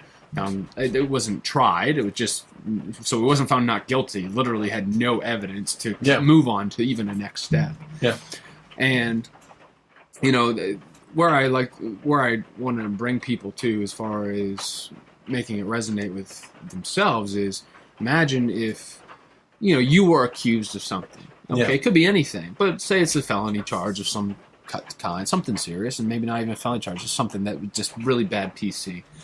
But eventually you were found that no charges could be brought, by the court system, our judiciary of our country. Yeah. But your employer, decided that he just was going to suspend you for 6 months and not pay you for 6 months. Yeah. So for an average person, that would destroy their life. Yeah. Destroy their life. Yeah. But because these and are not only athletes that, you're and guilty superstars, by association of the story itself anyway. Yeah. So you've already been slandered, and your rep's been damaged, and so nowhere else in this country would this be allowed to happen. And I just, I get that the players make a lot of money and they should be held to a higher standard for a private corporation, and I also get that the NFL's entitled and fire people whenever they want for any reason. However, you can either you're going to fire him, let him go. So what you do, if you want to fire him, Jerry Jones, the owner of the team, should be allowed to say, I don't want to deal with this guy. That's his prerogative, right? Yeah. At any time, he owns the team, he owns the player's contract, he can fire without cause, and he can cut that contract. But you're saying this is even higher than him, which is he can't play for any team. Jerry is furious about games. this. Yeah. He's livid because he didn't think anything should have happened, given the history. And I agree with him. And because I'm an Eagles fan this arbitrary governing body gets to be a second judiciary of our country and holds NFL players, for whatever reason, to a higher standard than literally everyone else in the country. Yep. And again, it doesn't go back to whether Jerry and the Cowboys want to deem the fact that they want to cut ties. If Jerry said, I don't like what you did, even without evidence, that's a different matter. He's entitled to do that. He could say that Ezekiel's just pissing him off on Sunday and say, you're not playing. Yeah, say, in 6 months you can come back and I'll start paying you again. We'll use you then, right? Yeah. He's entitled as a private business owner to do that. The NFL, though, to just say that we're going to take away your livelihood on what's generally a very limited career for a player, on a rookie contract where he's not making his max amount of money yet. So how are we, as just people, just general working people, wanting this to happen? I get that a lot of people are, they think that because athletes make so much money that they're going to demonize them because they're wealthy. That's it. It's a class warfare thing, and celebrity warfare. I mean, but it's generational changing wealth that these players are able to make for not their family, but their close, their extended family and generations to come. I'm glad you brought this up because this states my opinion on this isn't new because you're bringing it up. This is actually an opinion that was formulated on the Ray Rice incident because I was dumbfounded by the fact that he served his time, right? He's the one that went to jail for it. And then when he got back, he was further penalized on No, he didn't. time. No jail time. Michael Vick did jail time. There was another player who's the one that knocked out the girlfriend in the elevator? That was Ray Rice. He didn't do jail time though. He cooperated with cops. He did get no jail time, but he only had 2 games. But he did go through the legal system. Okay, I thought for sure that there was one NFL player that served. There has been some time, and then was also suspended in the NFL for a certain amount of games. And I thought to myself at the time, yes, there has been that situation. And I thought, okay, so in general, my opinion on that is they're being punished outside the game for what they did, and then like you're saying, the commissioner Goodell is taking it into another legal land of punishment. They're playing God. Yeah, it's playing morality police. Ridiculous. It's like a double punishment, and you're taking away a man's or woman's right livelihood to support themselves and their family. Yep. I get that they make a lot of money. It doesn't change. We all deserve that right. I hate to say it. There's a lot of bad people. They're bad when they go into jail. Some are still bad when they get out of jail. Yeah. But guess what? They still deserve the chance to have a fresh start and to make money. Now, depending on what they did, it might be hard, or they might have to have legal limits on what they can and can't do, but they still have to have the ability to make money. You and I would agree on this. Yeah. At the basic level, they have a right to a second chance and everything, but I think you said it before. It comes down to the owner of the team. Sure. That's really where the issue lies. And if the owner of the team is willing to give them a second chance, they are in no way entitled to a second chance. But the owner is entitled to giving them that second chance. So I want to know your opinion on something because I love watching football, but I'm not the statistical player type person that you are and everything. And there is a very biased opinion out there because of the figure of who he is and everything. But it's my understanding that Colin Kaepernick is not even that good of a quarterback. Okay? So he's having a hard time right now because he's no longer with the 49ers. And no one's picking him up as a quarterback. And everybody, you have this different argument. You have the people on the left or of taking his side, let's say, because maybe it's not. It is a political issue, but it's a racial issue for him, which argumentatively could fall on either side. I believe, even though the left wouldn't say that, but. You have those people that are saying that he's not being picked up because he's a black quarterback versus white quarterbacks that are being picked up. Florida picked up Jay Cutler, right? And people were pissed off that they didn't pick up him instead there because Cutler retired, didn't he? Yes, but then Jay Cutler is a better quarterback. Yeah, absolutely. And then you have the other side of the argument, which is what I'm saying, or at least have heard, is that Kaepernick isn't even that good of a quarterback, especially in regards to someone like Jay Cutler. But then you have this whole thing, the political or the underlying issue here for me is this guy comes with a hell of a lot of baggage with what he's doing. Yeah. So what are your thoughts on all that? You just nailed it on the head. I did your last statement there. He is good enough to make a roster spot. He is good enough to be a backup quarterback. He needs a lot of work. He needs a system that fits. So with that being said, there's probably only a handful of teams where you really would fit into their scheme ultimately long term. But again, I think he's played himself into a backup role. Bottom line is, what happens what happens to your team when the backup quarterback's playing? What's the ultimate? What's probably going to happen if you lose your quarterback early in the season? What's going to happen if you have your backup playing the whole year? You're probably going to be a bad team. Right? No one wants their team to be. No one wants their team. You never want your team to be playing with a second. You can always look back at 2001 with the Patriots when Tom Brady took over. Fair. I'm just saying, in most cases, you don't want a backup to ever be in. So, I agree. So if that's the case, why do you want? Sorry, if that's the case, why do you want to take on a lot of drama, a lot of media attention, a lot of just scrutiny, stuff that does it truly, as much as players don't say it'll bother them, it really does affect the locker room. And people are asking questions about it. In week 1, are you gonna kneel, Colin? Good grief! Not only that, if you look at the ratings last year of the NFL, the ratings dropped of viewership because people said they weren't tuning in because of the kind of crap that Kaepernick was pulling, right? And on top of that, I thought you were on the verge of saying this, but in regards to the baggage that he brings and everything, if you bring on a controversial figure, it's almost like the military and the transgender issue. And let me tie this in for you here. One of the best arguments I heard in regards to that whole issue last week was that the military, the reason why that their outfits are called uniforms is to make everybody the same. No one sticks out as a sore thumb to get nailed down, right? And so when you look at football players in this type of incident and you have Colin Kaepernick standing out as a sore thumb, you're immediately, in this case, alienating a good portion of the fan base of the team, right? So immediately bringing on someone like him, if you have fans that completely disagree with him and have tuned out from the NFL last season because of the kind of stuff that he was pulling, now you've just really pissed off that base of your fan base too. Fair. I think right now it's people that while camps are getting going, while there's excitement right now to get the football season started, I think teams are just generally going to shy away.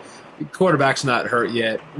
When it gets crunch time, though, quarterbacks go down. Quarterbacks, they're a rare commodity, right? Yeah. He'll get paid. He'll make a team somewhere. It's just they don't want to deal with it now. It's not worth dealing with now at this time of the year. But in the meantime, stuff is simmering, and he makes more and more news every day he's not picked up because they want to make it into a racial issue. And it's going to get all those things are going to make it that much harder for him or for an owner to justify picking them up if and when they need him. Which is, if he really wanted to. You should just really try to stay out of the news altogether. I think the fans aren't His going girlfriend can't even do that. Oh, jeez.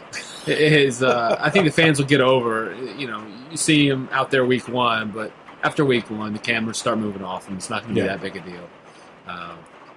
So I want to apologize to anyone that's either watching or listening right now. It's starting to rain, and if you hear that, that's what that noise is. Hopefully it cuts out and everything. But I want to stay on the Kaepernick topic just briefly here, because this week it was also in the news that Skip Bayless was commenting on the ongoing drama with Colin Kaepernick. Can I make one quick point before we go there? Yeah. All right. So just back to your Kaepernick point. I think it was Colin Kapaernick on his sports show. He was always of the impression that it was the politics that took away. That was his point of view. It was the political season, the constant drama in the politics and the primaries. Oh, because the election last year? Okay. That was actually pulling viewers away. There was a couple of debates on Sundays and stuff like that. That was messed up. Yeah, so that was his opinion. And, you know, I kind of was buying into it, honestly, a little bit more than the Colin Kaepernick angle. Okay. That's really how I kind of felt, too. I mean, just how big, you know, the election was. But the survey results that have come out since have justified the whole idea that it was this issue that caused some people to turn off. So it was supported statistically. Okay. Now polls are a whole different thing. Who ran the poll, whatever. But I'll take it at face value and say, it was a big deal. All right. So last week, Bayless and his co-host Shannon Sharp talked about why, in their view, so many white people dislike Kaepernick. Bayless concluded that most people can't get past the fact that the NFL star disrespected the American flag. He said, most white people deep down know Kaepernick is right. If the black players would unite and say, we will not play game one this year, I promise you it would have an impact and would get something done. So, first of all, you don't like Skip, right? And who's the guy that we love? Stephen A. Stephen A. Stephen A. Smith. He just has the best stuff all the time. Yeah. Why did that relationship end? Once we get to, I'll go into. Okay, all right. So anyway, a Twitter user posed the question: why doesn't Skip decide to forfeit his pay until Kaepernick gets signed somewhere? Say what you will about his politics, Colin Kaepernick chose to lead by example. Now's the chance for Bayless to prove his wokeness, like Kaepernick did by taking a massive pay cut. Being woke, that's the new thing, right? This comes as news stories have circulated about how Colin Kaepernick should have been picked up by another NFL team by now. As we mentioned, Jay Cutler was picked up, and Florida was at the Dolphins, right? Mm-hmm. And they got all that into a tizzy about that. Mm-hmm. Colin's girlfriend tweeted a racist meme basically comparing the Ravens team owner as a slave owner beside Ray Lewis as well at one point in time. So... So go ahead. What did you? So Skip and Stephen A. had a show for a while. And, we watched it at work together. It was a fun show, and I think it really brought out the best in Stephen A. And Stephen A. still doing the show on ESPN. Yeah. Great show still. But Skip, one of the owners of ESPN or one of the executives, went over to Fox. And apparently they were buddies, and they paid Skip way too much money to go over there, and they're regretting that deal because that show's not very popular. No. And the reason what do you think of the co-host Shannon Sharp? Shannon, he was also at ESPN. He went over to help out, and not as nearly as articulate as Stephen A. Oh no. And the reason I hate Skip is because he just makes us Cowboys fans look bad when he opens his mouth, and that's why it drives me nuts. Because he says a bunch. He's a Cowboys fan. He's a diehard Cowboys fan. He says a lot of stupid stuff that he shouldn't say, and it makes us all look bad. And that's part of the reason why Stephen A. to this day loves to make fun of the Cowboys because Skip. And he's an Eagles fan, right? No, he's a Pittsburgh fan. He lived in Philadelphia, so he will pull for the Eagles a little bit. I did hear it every now and then, but that's. Oh, gosh, I don't know where to begin on what he said, though. Who? What Skip said in his statement here. Oh, you want me to read it back? Yeah, just one more time. He said, most white people deep down know that Kaepernick is right. If black players would unite and say, we will not play game one of this year, I promise you it would have an impact and would get something done. I guess I'm just I just don't get it. I mean, a lot of the communities that they're claiming that their social justice problems are run by Democrats with minority leaders, and you look at Detroit, you look at a lot of cities in California, Baltimore.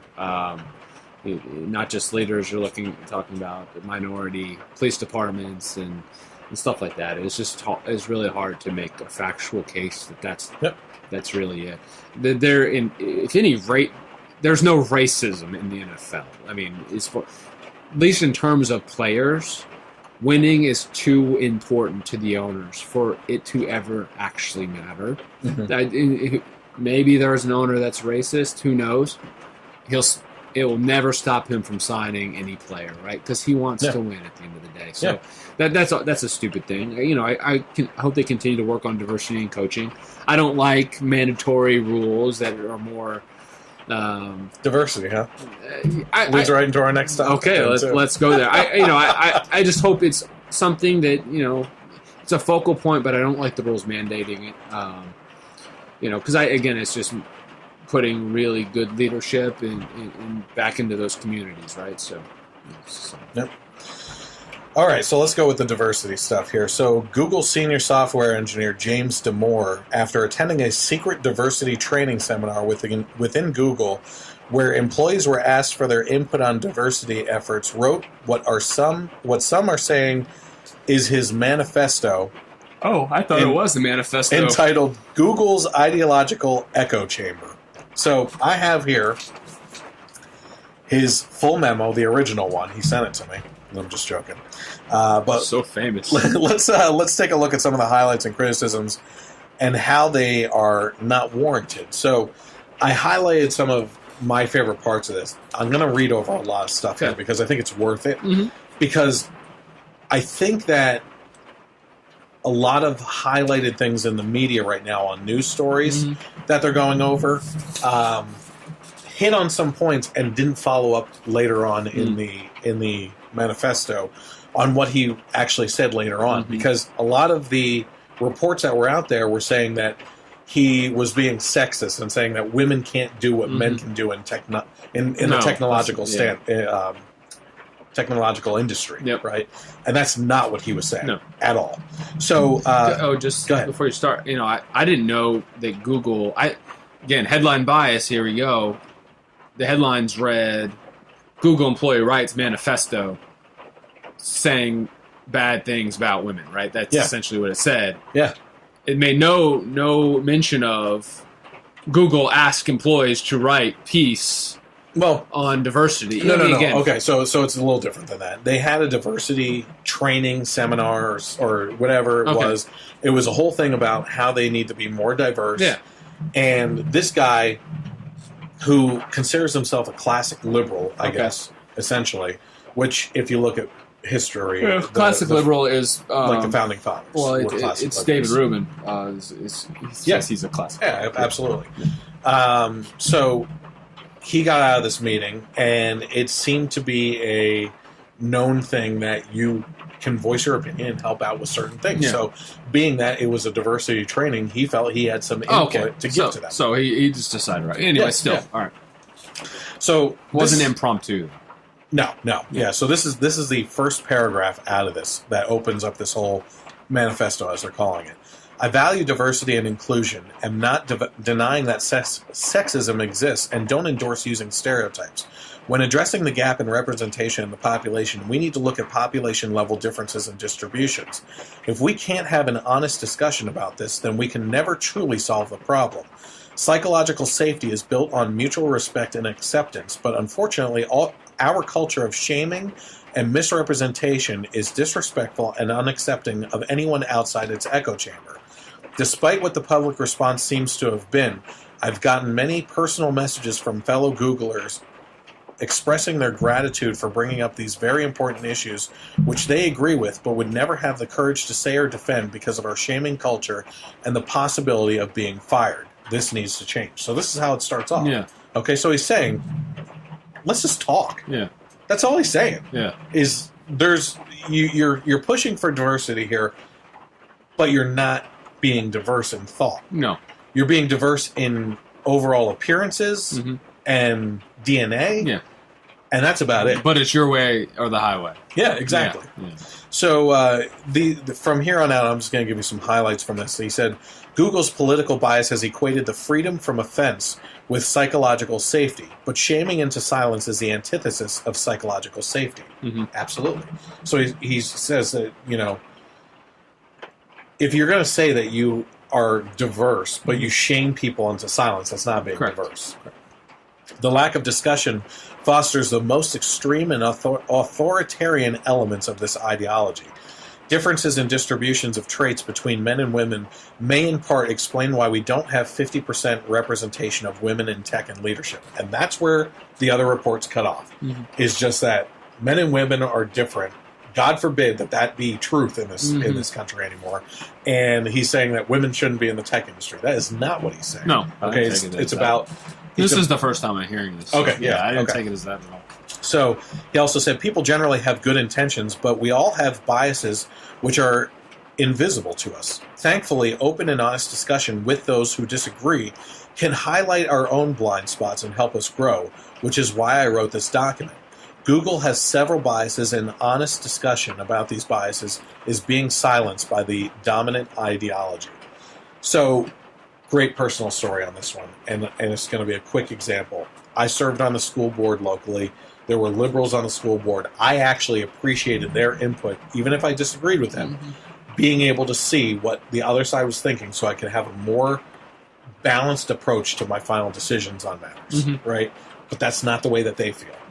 I've said it before, the teachers union, a group of local liberal parents, the liberal board members, and administrators, and a couple other people, the Women's League of Voters, all banded together to try and get me off the board just because I was a conservative, At Google, we talk so much about unconscious bias as it applies to race and gender, but we rarely discuss our moral biases. Okay.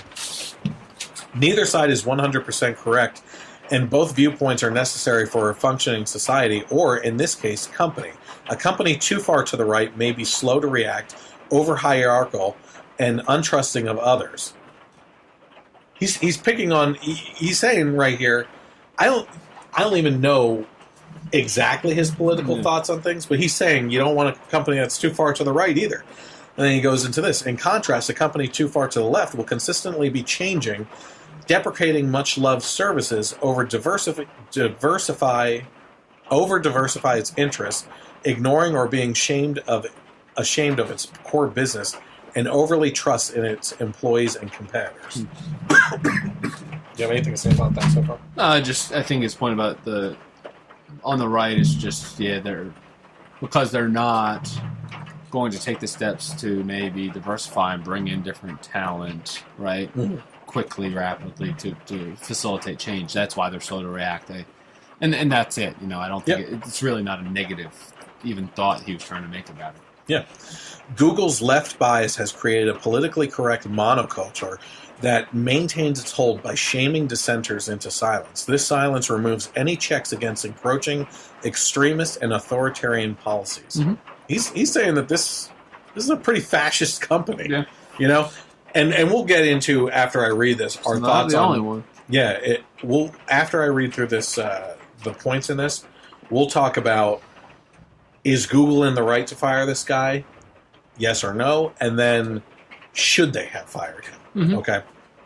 At Google, we're regularly told that implicit, unconscious, and explicit biases are holding women back in tech and leadership.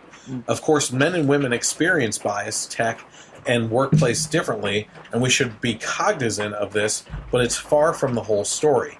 On average, men and women biologically differ in many ways. As if that needs to be said anymore, but it does, unfortunately. Yeah, that's probably where he started wrong right there. Yeah. So he says, women on average, being the two key words here, have more openness directed toward feelings and aesthetics rather than ideas. Women generally also have a stronger interest in people rather than things relative to men. Women generally have a harder time negotiating salary, asking for raises, speaking up, and leading. Note that these are just average differences and there's overlap between men and women. Mm-hmm. So again, two things to point out in this. He's saying on average. Yep, there's outliers on all sides. Exactly. There are women can do things better than men sometimes, and men can do things better than women sometimes. And each gender has their own portions of society that they do better in. Well, the theory is still that the best of men and women could all do the same thing in terms of workplace. It's just that but that's just on the outlier level. When you take it to the average level, which then drives statistical analysis, right? Yeah. It drives everything going on in all tech, not just one company. That's where his thought process is. Well, right? you like sports. Yeah. Serena Williams or Venus Williams, I don't know which one's better. Serena, yeah. So she's like the top of her game in women's tennis. That's correct. Well, when you throw her in with the top of men's tennis, she falls to like in the 200th place. Yeah, or I something think like that. a couple of people didn't think she'd be in the top 300. Yeah. And I think statistically she falls within the 200 range or something like that. So it's not that she's not great. That's not the case. Mm-hmm. When you mix the two, there's biological differences that allow for different representation in statistics and stuff like that. So then he goes into men. So men's have higher drive for status. Okay, so status in society. Again, what you do. He's generalizing based on, again, stats and data. Right? Exactly. We always ask why we don't see women in top leadership positions, but we never ask why we see so many men in these jobs. These positions often require long, stressful hours that may not be worth it if you want a balanced and fulfilling life. Status is a primary metric that men are judged on, pushing many men into these higher paying, less satisfying jobs for the status that they entail. Note, the same forces that lead men into high-pay, high-stress jobs in tech and leadership cause men to take undesirable and dangerous jobs like coal mining, garbage collection, and firefighting and suffer 93% of work-related deaths. You mean we're not created equal?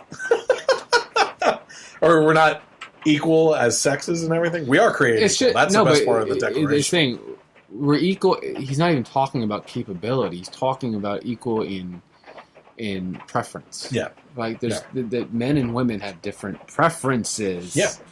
And so that drives different choices on average, and that's why you see variance, right? Yeah. So non-discriminatory ways to reduce the gender gap. So he not only has he gone into this and pointed out the differences between men and women and laid it out in terms of statistics and averages and everything, but then he says there's ways that we can do a non-discriminatory way to reduce that gender gap. So now he has ideas for Google. Okay, so this is a real sexist bastard right now because he's obviously interested in thumbing down women in society. So women on average show a higher interest in people and men in things. Okay, you see what I'm saying there? Maybe I should read it different. Women on average show a higher interest in people, and men do in things. Gotcha. That's what he's trying to say. We can make software engineering more people-oriented with pair programming and more collaboration. That's another way to bring women into it. Women on average are more cooperative. Allow those exhibiting cooperative behavior to thrive. So again, get them involved in things. Women on average look for more work-life balance, while men have a higher drive for status on average. Unfortunately, as long as tech and leadership remains high status, lucrative careers, men may disproportionately want to be in them.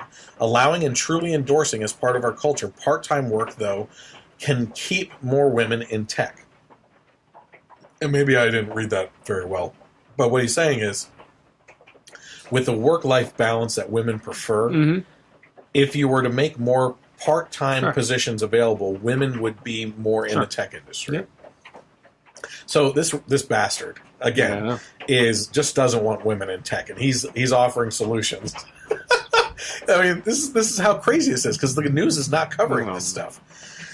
So his next section is called "The Harm of Google's Biases." I strongly believe in gender and racial diversity, and I think we should strive for more. What a hater. However, to achieve a more equal gender and race representation, Google has created several discriminatory practices. Programs, mentoring, and classes only for people with a certain gender or race, a high priority queue, and special treatment for diversity candidates. hiring practices which can effectively lower the bar for diversity candidates by decreasing the false negative rate. Reconsidering any set of people if it's not diverse enough, but not showing that same scrutiny in the reverse direction, clear confirmation bias. So what he's pointing out here, and I got a little bit clearer of an understanding outside of his manifesto here, is, and this is crazy, Google holds special training classes for minorities to excel in the tech industry, specifically at Google, and get ahead. But if you're specifically a white male, you are not allowed to partake in these free classes. How amazing is that? we gotta stop saying amazing about awful things. We're both guilty of it. So I think I've said incredible about something awful. You've said amazing about a couple awful things. Unreal. Yeah, it's the Twilight Zone, man. It really is. It doesn't. What I don't understand is the logic of all of this just falls apart completely, but yet it's pushed and no one's even checking it when it's just so to its core doesn't make sense. Right? And it's by definition reverse discrimination. 100%. Which the people that talk about discrimination say that's a false narrative that doesn't really exist. But it's so true. I've heard that argument too. That white people aren't allowed to ever be discriminated against. Yes, I've heard that. You're saying that you're saying that it's not possible. Correct. Yeah, that's what they say. Yeah. So this jerk just then goes into suggestions for the company again. So he's trying. Here's the best way of looking at this. This guy is trying to help Google in its diversity practices and help them see the blind spots that they have, and they end up firing this guy. Okay? So here's some of his suggestions. He actually starts off this section by saying, I hope it's clear that I'm not saying that diversity is bad, that Google or society is 100% fair, that we shouldn't try to correct existing biases, or that minorities have the same experience of those in the majority. My larger point is that we have an intolerance for ideas and evidence that don't fit a certain ideology. I'm also not saying that we should restrict people to certain gender roles. I'm advocating for quite the opposite. Treat people as individuals, not just another member of the group. And he put in parentheses, tribalism. This is a word that's coming up a lot lately. And I know you're going to hate this, but Glenn Beck talks about this a lot. And it's not because of a book that he wrote. There is a book out there that he recommends that talks about tribalism. And I haven't read it, but what he's talking about here is exactly what is being talked about a lot lately. And he's not the first one, or besides Glenn Beck even, talking about tribalism. Right here he's talking about that their focus is too large. It's on the group instead of focusing on individuals, you know? And this is actually quite the problem that we have in education as well. Instead of focusing on individual education for kids or college students even, you're unable to see where people can excel and really take off and learn even more and just become superstars in whatever field they want to go into, right? Instead, we have this blanket education system that treats everybody the same. And in the meantime, if you were to put the I want to say dumbest, but it's not true, the lowest educated in the front, those that are on par with the educational system in the middle, and those that are super smart and gifted in the back, right? The blanket way of education is essentially catering to the middle. The people that are lower educated and aren't doing anything are falling further and further behind, and those in the back that are gifted become bored, and they're unable to move forward and really excel in what they're doing. Very good example, So here he said, my concrete suggestions are to demoralize diversity, stop alienating conservatives, focus on psychological safety, not just gender and race diversity. And once we acknowledge that not all differences are socially constructed or due to discrimination, we open our eyes to a more accurate view of the human condition, which is necessary if we want to solve problems. So that's the end of it. I mean, that's just... I would encourage you guys to actually go and read this whole document, because he makes a lot of good points and it fleshes out some of these ideas a little bit more. I kind of gave I read a lot, but at the same time, he dives into those specific points even a little bit more in paragraph form and everything as well. And it's worth reading. It's a 10-page document that he put together. So now the question is, Ben, let's start off with this. Is Google in the right to fire him? Yes, they can fire him whenever they want to. Exactly. It's kind of like our... Going back to, what NFL. we just said. The private employee, right, I don't know. They can fire him. They don't like how he walks down the hallway. They can fire him. Yes, exactly. And I totally agree with you on that. Should they have fired him? Absolutely not. And, I will say that there's some questionable grounds on... Now, can they fire him? Yeah. Can he sue? He is.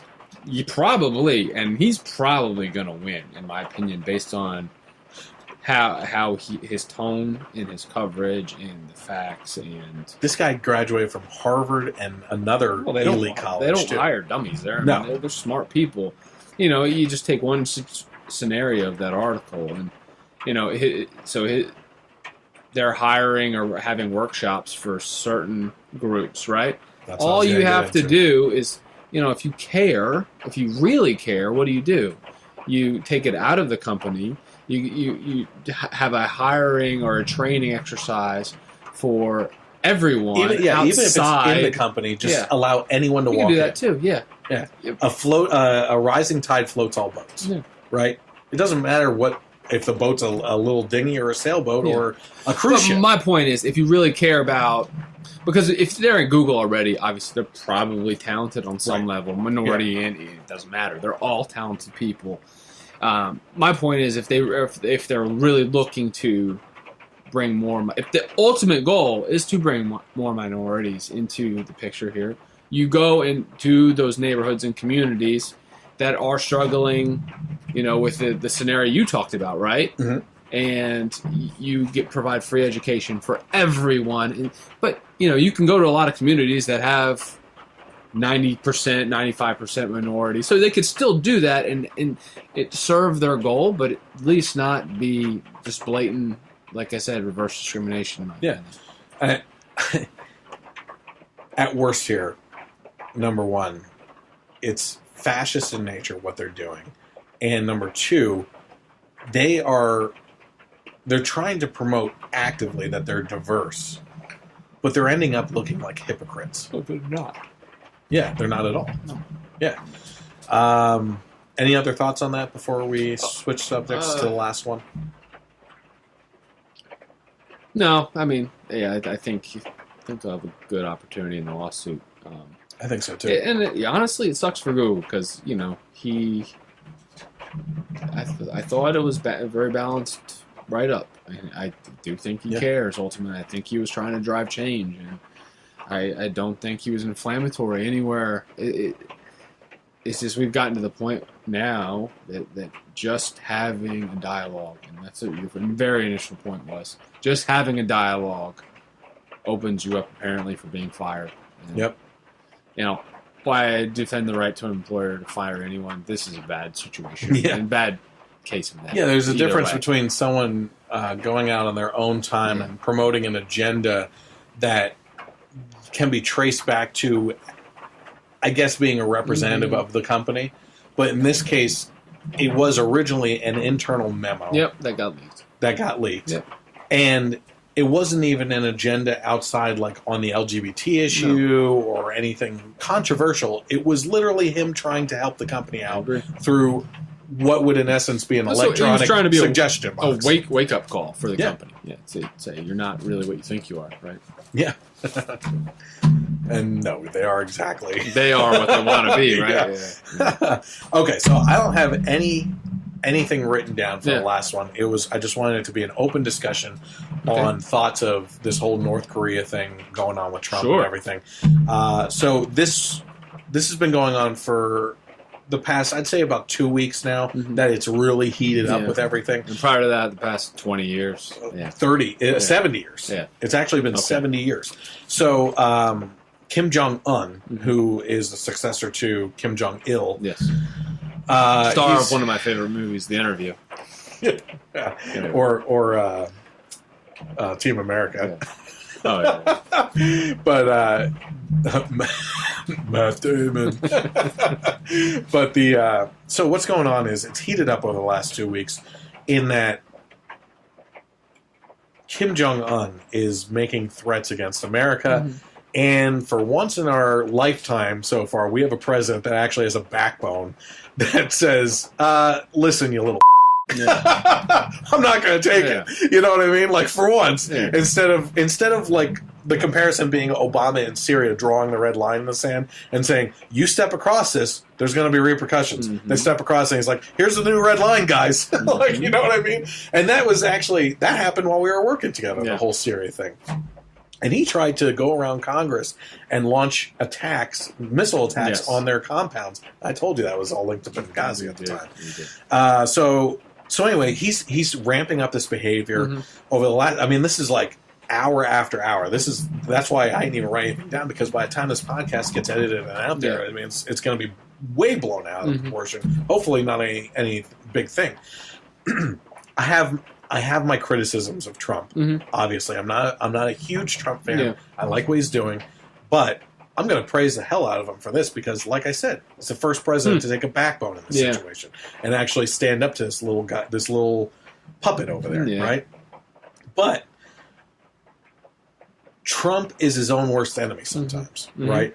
In that he feeds into the media picking on him, okay?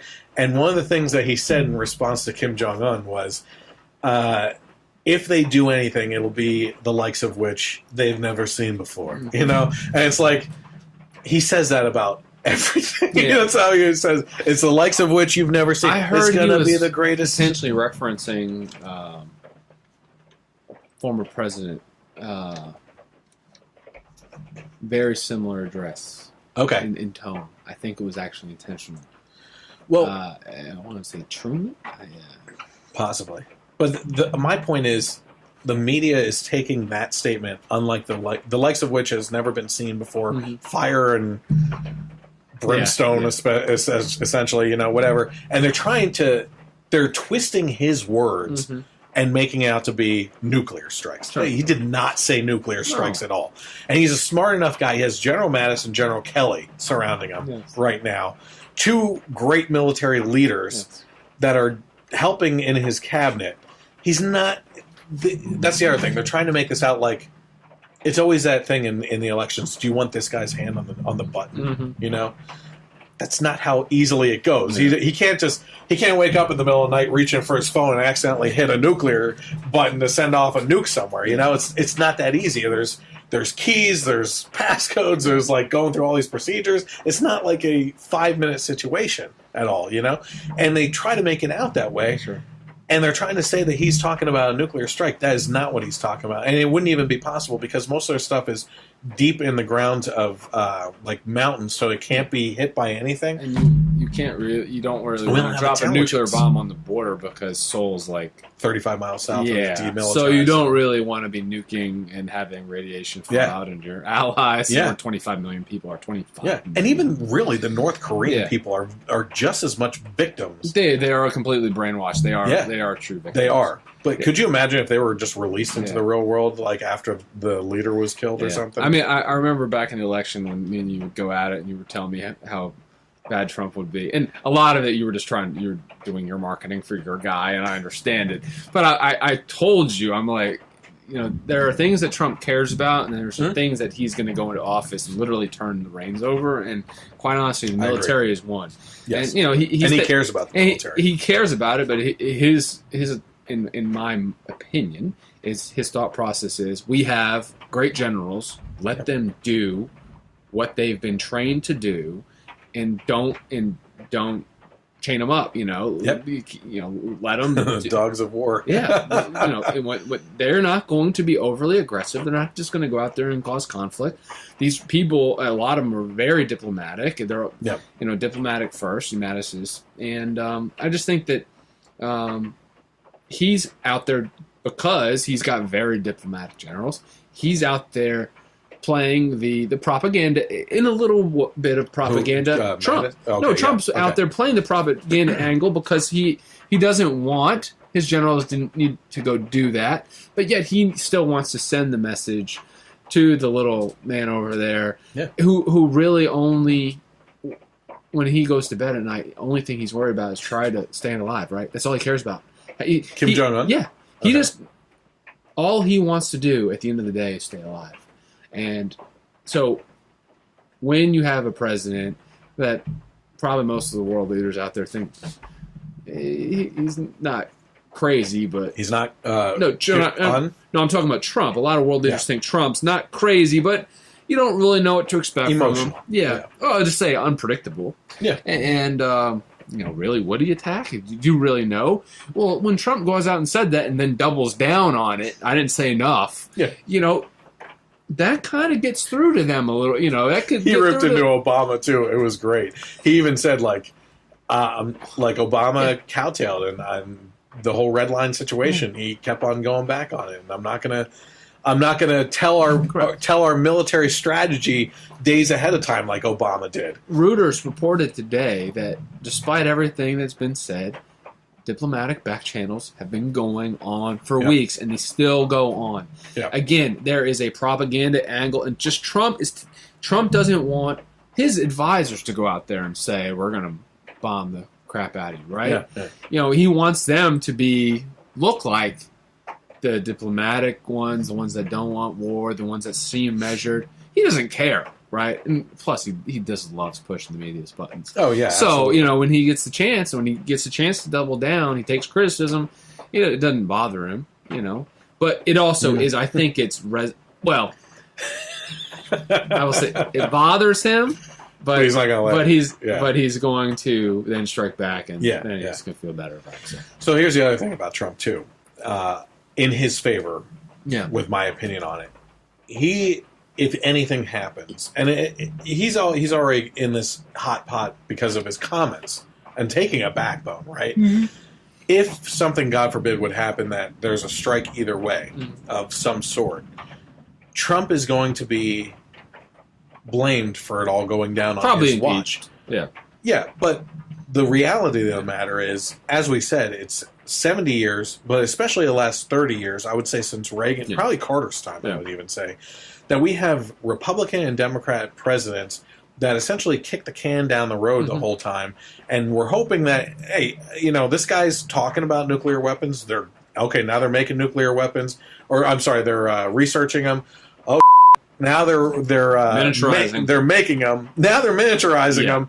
And now they're talking crap to us, too. About hitting one of our island territories. Like, this has been the progression through all these presidents. And, again, they just keep on kicking that can. Hopefully the next president takes care of it.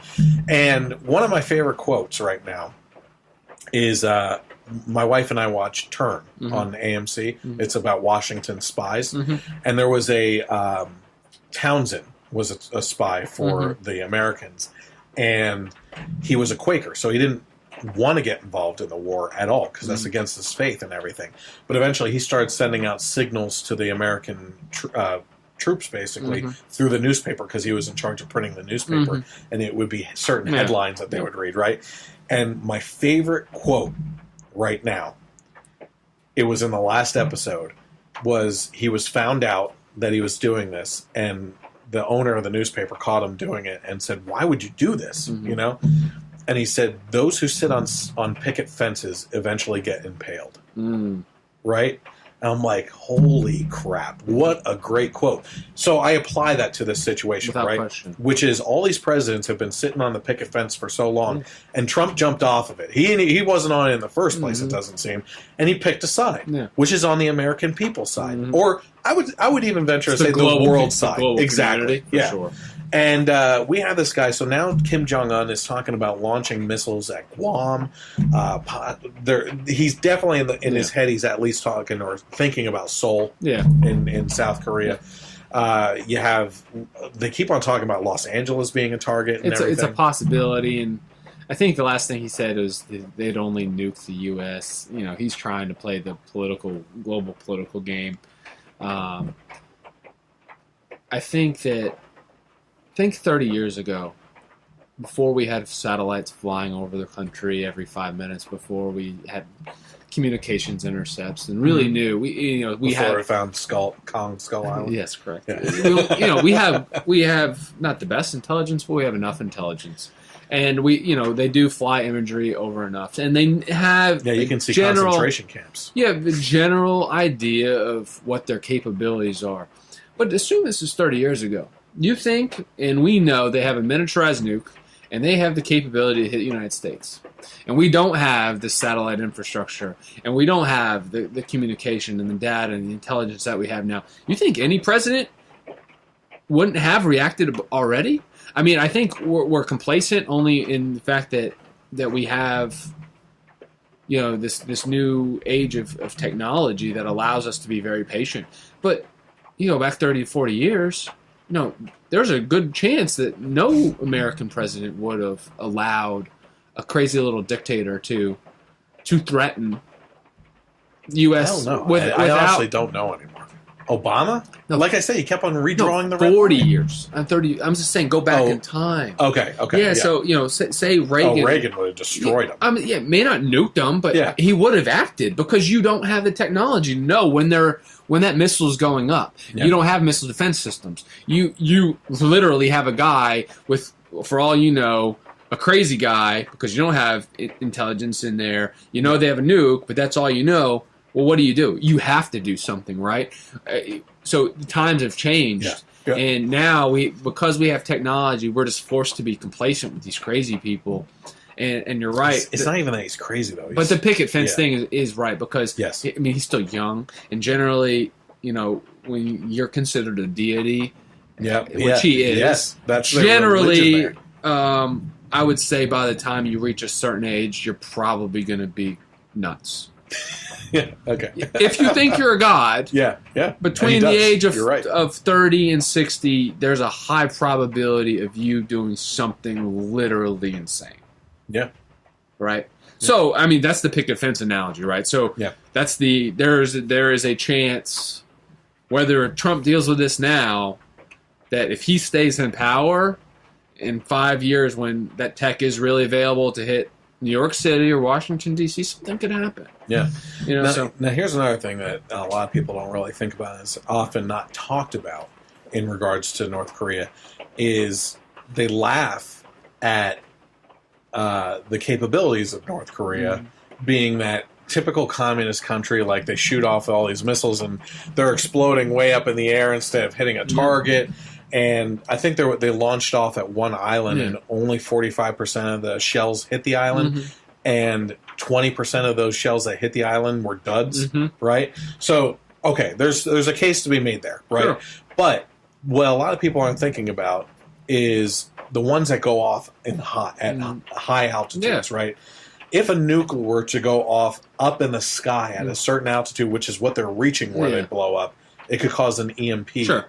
Which would wipe out all our computer chips. Yeah, I'm not. You'd have to set off 3 or 4 to actually get the whole country. I was talking to a coworker about EMP stuff because we often hear about the U.S. susceptibility to EMP technology. Yeah. Especially like North Korea could, EMP us. I'm like, if North Korea could EMP us, my guess is we had EMPs developed about 40 years ago.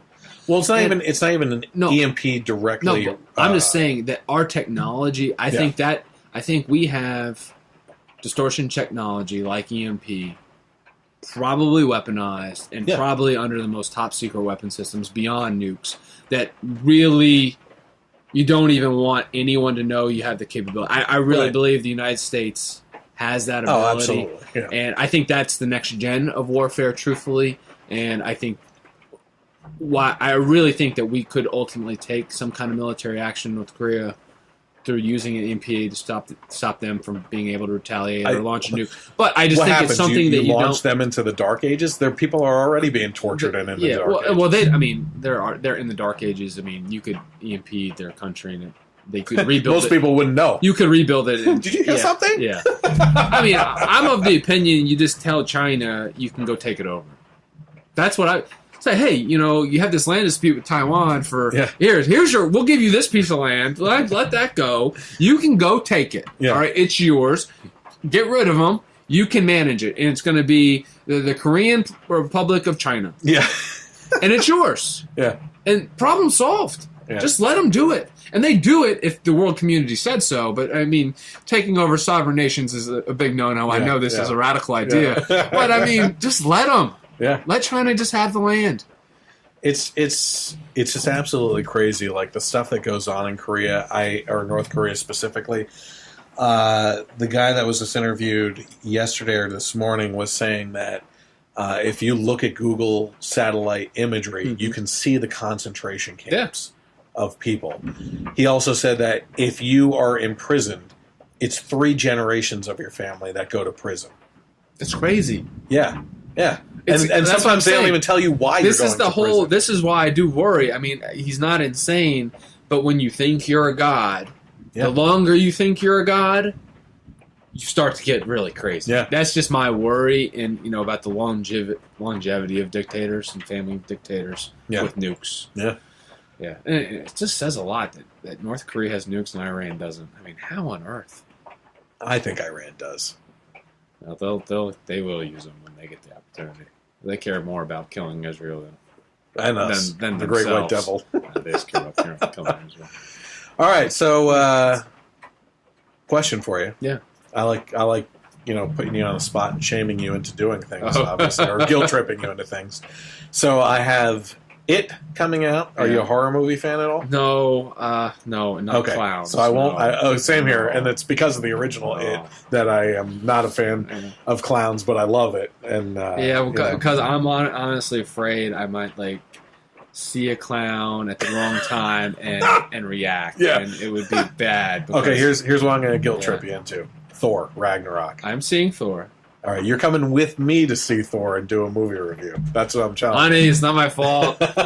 No, she can come along. She can join in. Okay. I at least have to see it twice. I will see it with you. I want to see that opening night, man.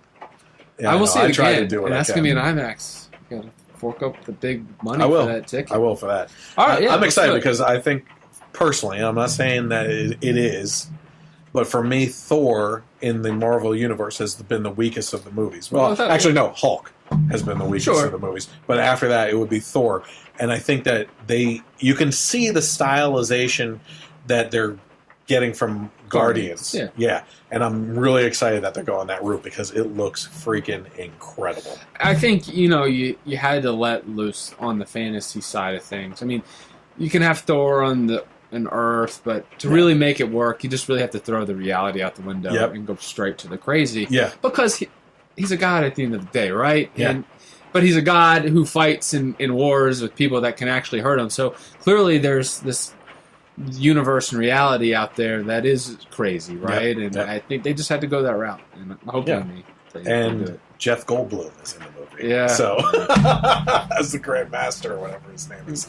So, I want to thank especially Ben for joining me. Thanks for having me. Love having him on the podcast, and we had plans before that have gotten shaken up, and we were hoping to have you as a regular co-host. I think I can do it maybe a little bit more often. Okay, all right. I can't do it back to what I wanted to do, which was every week. But. Yeah. Well, and I'm just going to open this up to you on air here, which is that you are welcome anytime with any other guest here as well, because I especially enjoy more than two people talking. Sure. It gets a lot more fun,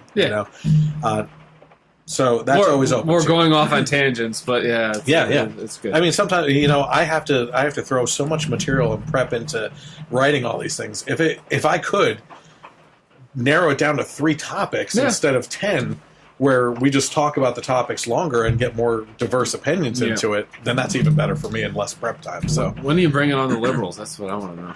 I don't trust them. I don't trust them on my property, to be honest with you. Here's the thing. There's some that make good arguments that are just not in the vicinity here that I would be able to have on just randomly. You know what I mean? And beyond that, I don't trust. I don't even trust some of my Republican people I know with where I live. You know what I mean? Yeah. So the good news is, after being denied for my carry permit, I did get approved now. So who denied you? Apparently, so never been in a fight in my life. Yeah. I've never raised a fist to anyone, never choked anyone out. Verbal spats is about all I've ever done. Yeah. I've never been in trouble with the law, convicted of anything. And my wife got approved for hers. Yeah. And I got a denial letter the same day, right? And I'm like, Smells the lab. what the heck is going on? Yeah. And the only thing I could come up with was this, the podcast.